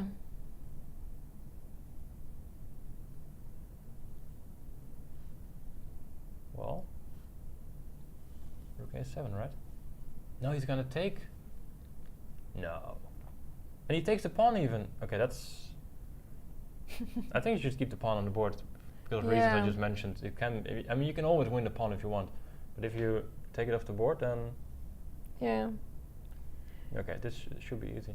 Actually, recently, I believe Ju and Jun played against Fatalieva, and Fatalieva was winning the entire game, and then this similar position arose with rook and knight versus rook, and Ju and Jun managed to win this. She won, right? Yeah. Yes, that was a really tragic game. So this position definitely losable for black. It's, you know, it's a draw, but there are some tricks in this position, and it's very tough, especially in time trouble. Yeah, so I was bragging about my track record with the rook bishop against rook endgame. I also have a good track record here, because I did win as white once and also drew as black once. So it's easy on both sides. Now, the thing is, with the king and the knight, it's super difficult to approach, because with the king and the bishop, you know, they can work together nicely. But with the king and the knight, it's very hard to get closer if the rook is just standing from behind and giving checks and attacking the knight. So, oh boy. Okay, the king is on the edge already. Rook G6, oh. Okay. Yeah, this is where things can go horribly wrong. I'm not gonna say anything anymore. This is this is looking like bad news already. I think rook G5, king H6, and rook G3 makes sense, so you can approach with the king. Or you want to maybe keep the king there and go rook f6 so the king doesn't run all the way over there. G1 played. Just let it run. Yeah, okay, now 95, yeah. you have 95 maybe? But how do you get closer? but I guess king f4 first? Yeah, so the thing is now the problem is that with the king and the bishop, you can always place the bishop here to hide from checks, but this is difficult to hide, so you have to go king f4 indeed. Check, put the knight here, and I would just play king h6, just get far away from the knight as possible. But okay, there's always tactics. We'll maybe we'll see them. Yeah, I gotta make a rook move now. Let's check board 2 in the meantime. Yep, still the same. Nothing happened. Yeah, we're currently on move 92, so we're almost approaching the 50 moves without any pawn moves. But who's playing for the win? Yeah, that's a very good question. Is anyone? I mean, you could as white try to get your queen here and play bishop a5, but still you can always defend the pawn. It's just...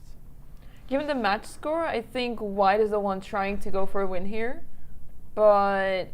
Depends on this endgame. Yeah. So who reaches move, the 50 move rule faster? Yeah, board 2 is, clearly. No, we don't have the updated position. Here, rook g1, rook f2, knight d4. Okay. Trying to get here, which is dangerous. I think you have to get your rook on this side, because that's how you can always give checks. Yeah, very important. Rook is not going there just yet, though. I can't. There's a knight on f5 and king goes to f4. I need to focus on the live board. yeah, on the camera, because it's not updating fast enough for my liking, and I don't want to miss the fun. I guess knight f5 was played here. Oh, it was black to move actually. Come on. It's not reloading anymore. Yeah, it's because of the clock. Can I try to reproduce whatever's on the board? The king has already run to h7, I believe. Knight is on the, it's black to move. So maybe some rook move was played, and then knight f5, king h7, king f4.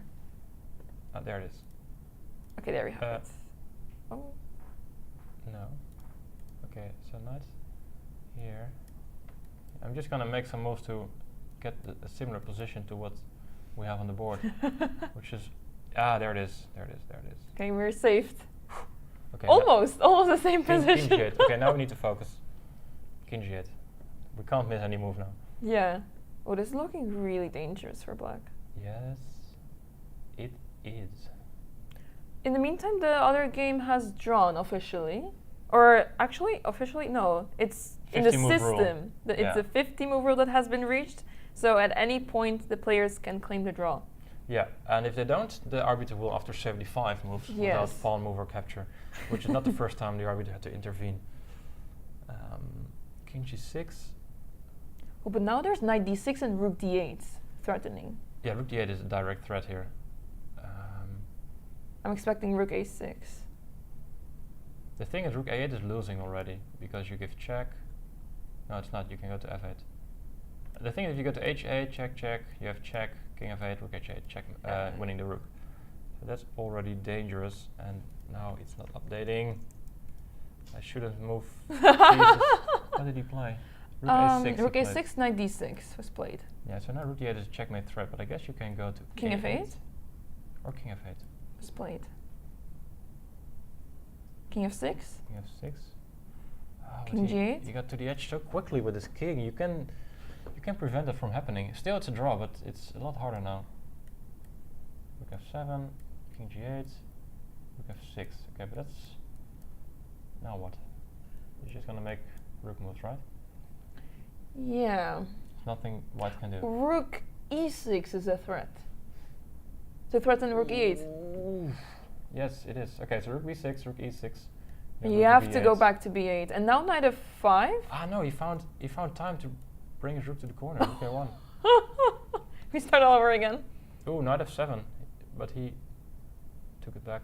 You have to make a knight move now. Knight e4 makes the most sense, trying to go to g5. Knight f7 does the same though.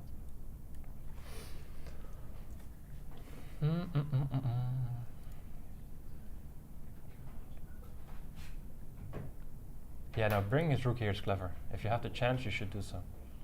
Knight e4. Ah, he's asking the arbiter something. Can I claim a draw, maybe? Arbiter's like, I don't know. Maybe. You can try. Yeah. And rook g1 check, knight g5. Oh. But I think this is no big deal because king is always going to f8 as soon as you move. Oh, the rook. yeah, that's true. Rook g2 now. It's such a nerve-wracking endgame to be here with the black pieces. Oh gosh. Yeah. So far, really good defense by black. Rook f1.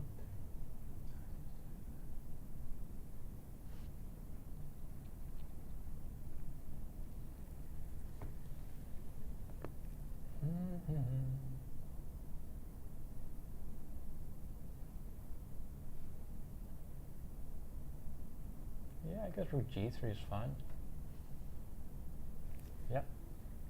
Okay, so now you have to get your knight unpinned, so I think you need to try like king f6 and try to get this knight to, I don't know, maybe f5 again or something.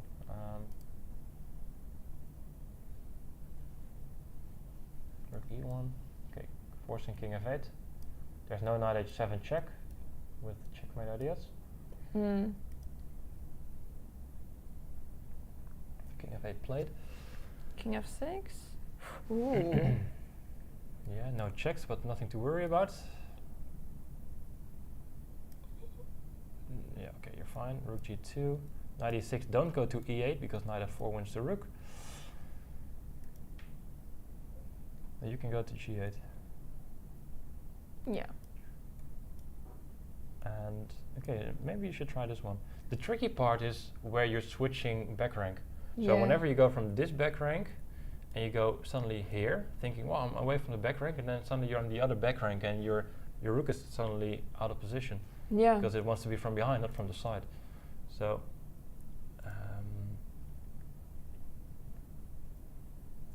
that is tricky. So that's why I like knight f4 going rook e8. That's just confusing. Like rook f1, rook g3.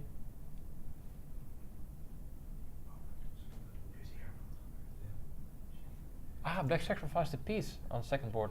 Oh, some progress has been made. Wow, he allowed. No draw.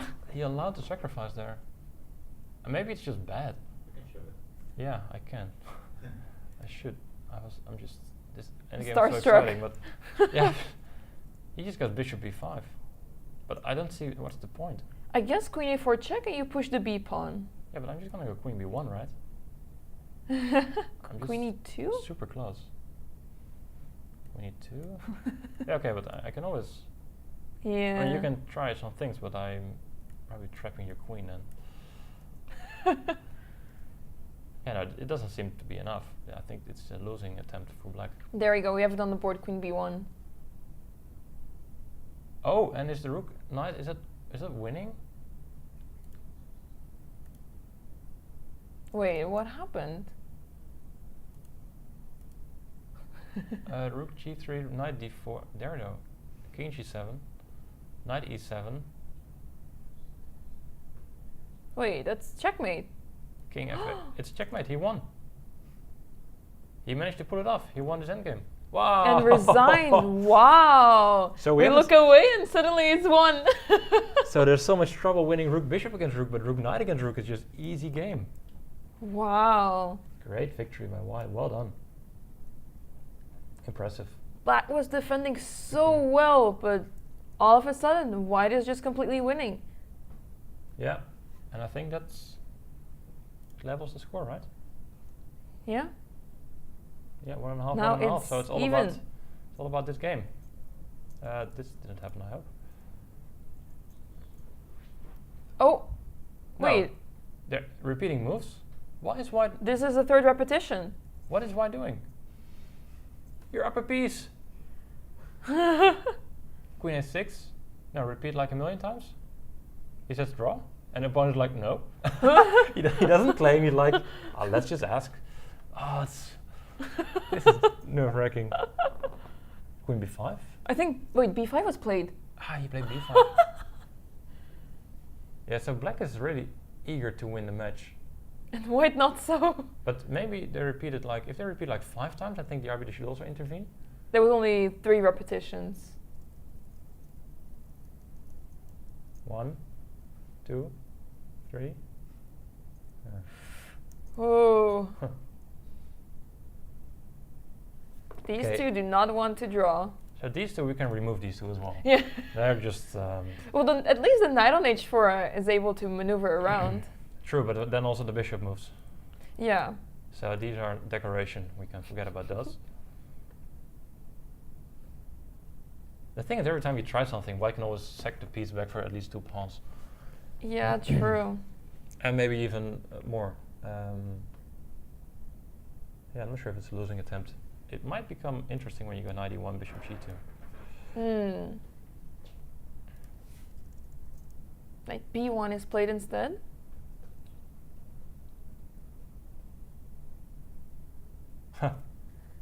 Okay, so they played 65 moves without moving a pawn or capturing a piece.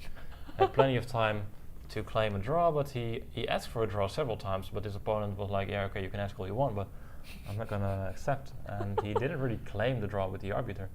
So the arbiter was like, can't do anything here. And now he has to defend. And it's so important to know how to claim a draw properly, because there has been quite a few cases where the player makes a move and then it's like, okay, it's a draw. But you have to stop the clock, call the arbiter and say, I'm claiming this draw here. yeah, so 50 move rule, then 3-fold repetition. You have plenty of opportunity to claim a draw. I'm not sure what other reasons you have to claim a draw. I think those are the most important ones out there.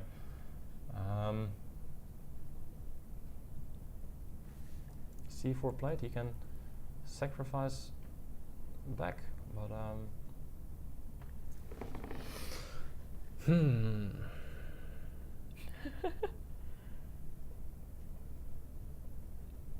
I'm not sure how the endgame is if you sacrifice back on c4.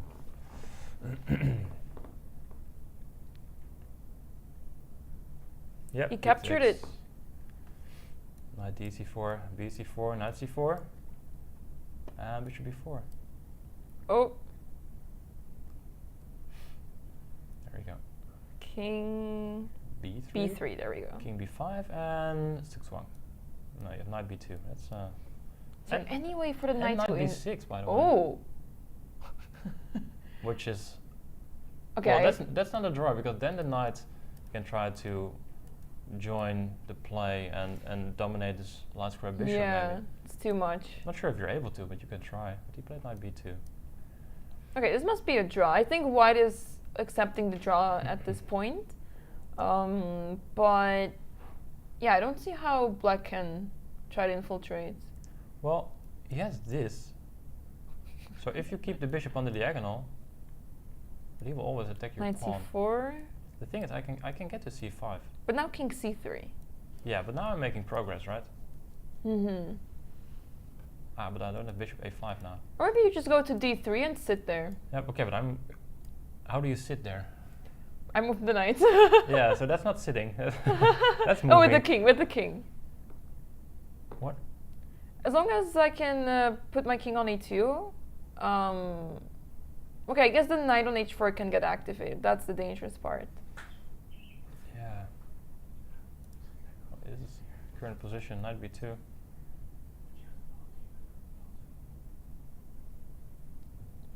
Yeah, but it's... Now you have the chance to at least go to... Okay, so you can try king c5, attempting here. If it protects, you can go give check, and you can get here.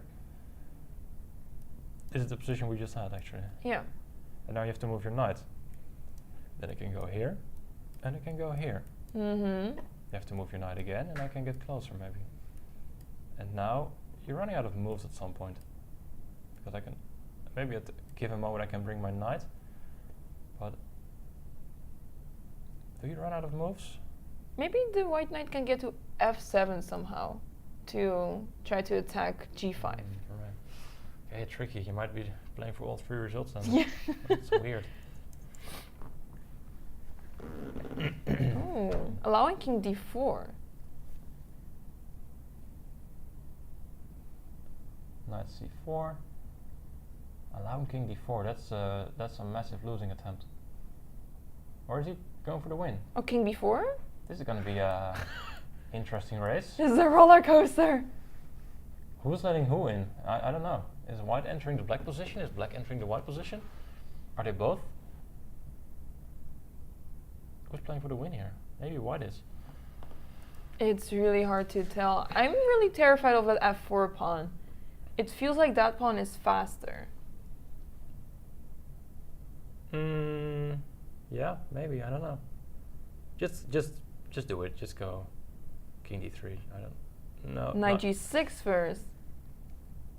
But now bishop g2. Yeah, and then you can lock in the black king. That's funny. If you go here, you're defending the knight, and the king can't get any closer. I mean, if you put the bishop here and the knight on c4, there's no way the king can enter by itself. Yeah. You're covering all the squares, so your king is free to do whatever it likes. We get to see it. King b5, knight e7. You just have to put it here. Well, you don't have to, but it sounds. There he like goes. a good plan. The thing is, the black knight can't do anything because it can give check, but you just go back and there's no checks. There's no way to make progress. So white is gonna win. It's a draw. No. Wait, what? Finally, white got his bishop out, be able to lock in the king, and then he can. This is very confusing. Both players shook their heads, so I was so confused what happened. Yeah, but wait. Oh, they're just analyzing now. What? White just made progress, right? Okay, let's see. They're analyzing too, so we can do the same. Just curious. What are you gonna play? Like knight c8? Mm-hmm. Bishop f1. Okay, let's say you just sit, yeah?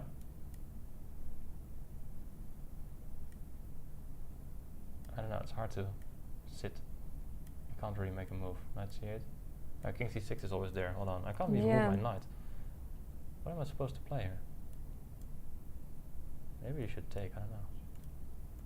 Okay, you very complex position. King move, bishop move. You can sit like this, but the thing is, what's happening? Let's say you go here. How do you do? It's it's impossible.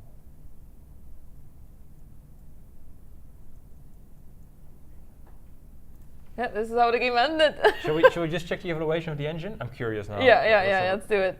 Just to see. Maybe turn on the lines. White is better. Yeah, it's knight takes d5, best move. Plus 0.85, so it might still be within drawing margins, but it also, okay, just one line. Now I'm getting carried away with this game. King d4, it's going to +2 now. King a6, bishop d8, king b7. I mean, white is clearly the one pushing here. King c5, bishop e2, and now you're in 6-1 once again. Yeah. Can't make a move. Knight g6, king c8, +2 almost. Yeah.